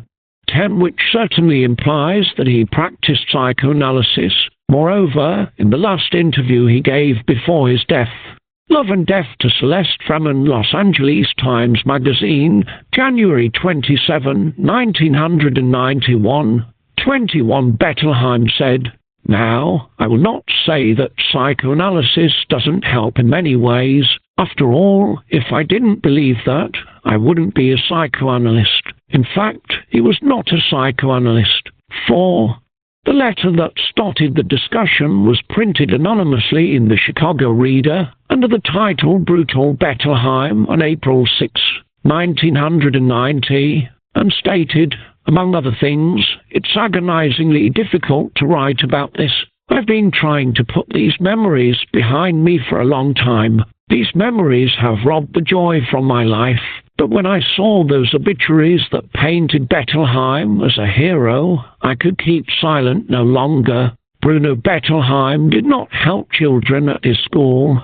Instead, he damaged everyone he came in contact with. Bettelheim and his life's work is a fraud. The writer was Alida M. Joutich Personal Communication. Charles Pekow, another inmate, wrote the next article in the Washington Post, entitled The Other Doctor. Bettelheim, the revered psychologist, had a dark, violent side. August 26, 1990. Pekow's article reveals the same world in the 4 books he wrote about the school. Bettelheim never mentioned hitting, but he created a climate of fear. We could never tell when he would attack us for any arbitrary reason. Once, after a boy returned from a visit home, Bettelheim spent 5 minutes slapping him in the face, hitting him in the sides with fists, and pulling his hair. Midway through, he revealed why. The lad had told his brother to do well in school. He had no right to push his brother around. To be sure, the blows he struck, though often painful and humiliating, did not physically damage people. But I often saw Bettelheim drag children across the floor by their hair and kick them. He even hit autistic children who couldn't speak clearly. I heard him proclaim that even sporting collisions were always the result of deliberate aggression, even from children with motor problems lacking normal nerve controls. And I saw him hit children who had such accidents. Pekow also pointed out that Bettelheim's methods were similar to those used in concentration camps. All of these articles are excellent. The one by Ronald Angus, discussed below, is especially beautifully written and tightly argued. Much to be recommended, too, is an article by Ron Grossman, published in the Chicago Tribune November 11, 1990, which points to the puzzles in Bettelheim's degree. It is not at all certain he had any degree at all in psychology, and reveals that the senior counselors also regularly lay down on Bettelheim's couch to be analyzed, with Bettelheim sharing the results with the rest of the staff. See too the article in the New York Times by Richard Bernstein, "Accusations of Abuse Haunt the Legacy of Dr. Bruno Bettelheim," November 4, 1990, Section E6. 5. Letters column, University of Chicago Magazine, October 1990. 6. Commentary 90, no. 4. October 1990, 26:30. 7. The letter sent to the editors of Commentary was not published. I have seen it through the courtesy of Ron Angus. The editors did publish February 1991 a large number of letters on this article, along with a fine response by Angus. Most of the letters, many from former patients, were supportive, but there were a few like that by Fedden. 8.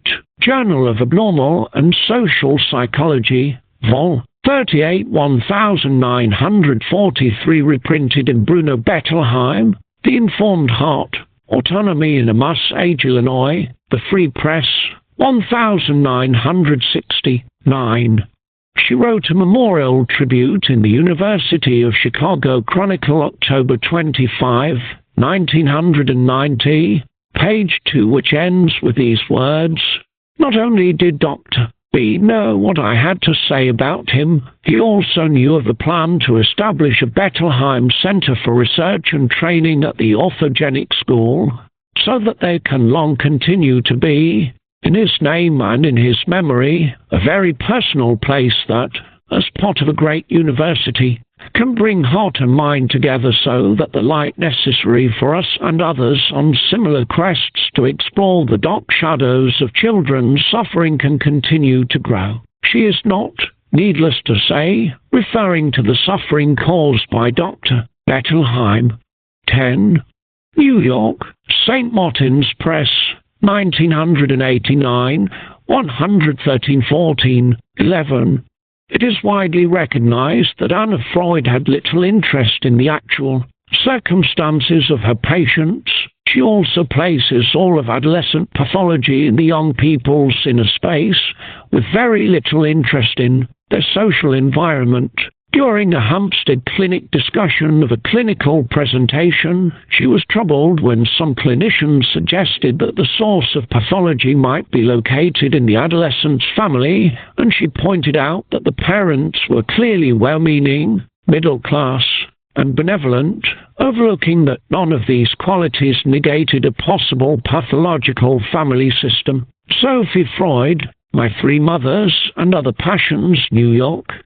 New York University Press, 1988, 304. However, Sophie Freud, the daughter of Esther Freud, Freud's daughter-in-law, does not agree with my criticisms. Yet the recent criticism that Sigmund Freud or Anna Freud relegated all accusation against parents to the realm of fantasies and justified 314, evidently a reference to my position, now shared by many others, and she cites a passage from Anna Freud to prove her point. In actual life, it is as a rule far more important to protect the child from the father's violence than the father from the child's hostility. 12.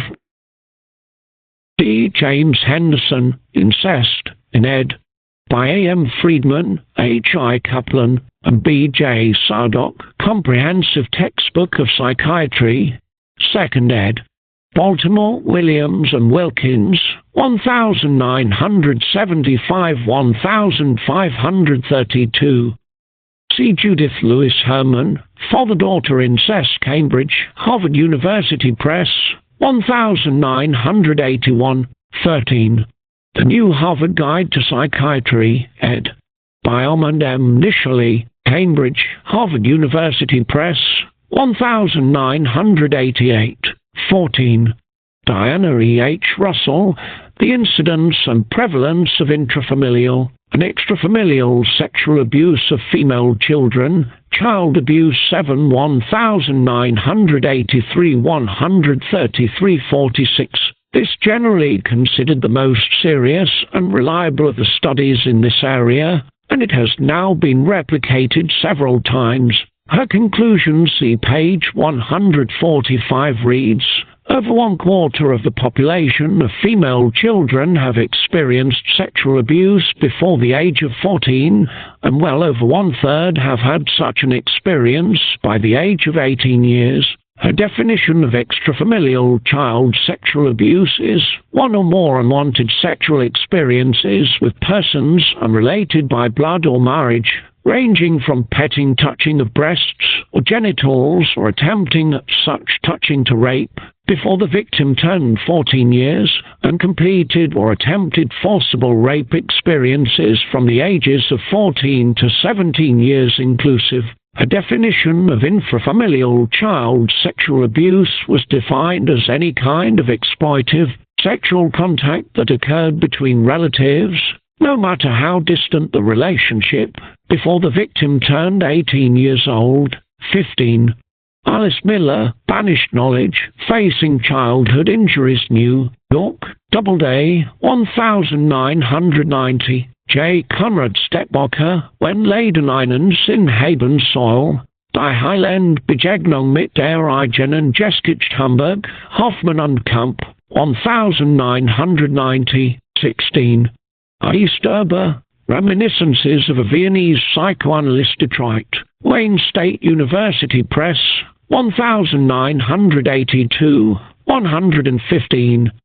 17. On the plus side are the few new books that raise fundamental questions concerning psychiatry. I would in particular recommend Kate Millett's The Looney Bin Trip, New York, Simon and Schuster, 1990, A Powerful Indictment of Forced Commitment. Peter Bregin's new book Toxic Psychiatry, London, Fontana, 1992, is one of the most scathing critiques of psychiatry ever to appear. Also being reprinted by Harper's is what I consider the single best book against psychiatry ever written, Janet and Paul Gotkin's Too Much Anger, Too Many Tears. I too have recently published Final Analysis, The Making and Unmaking of a Psychoanalyst, London, Fontana, 1992, which tells the story of my analytic training and the reasons why I left the field. 18.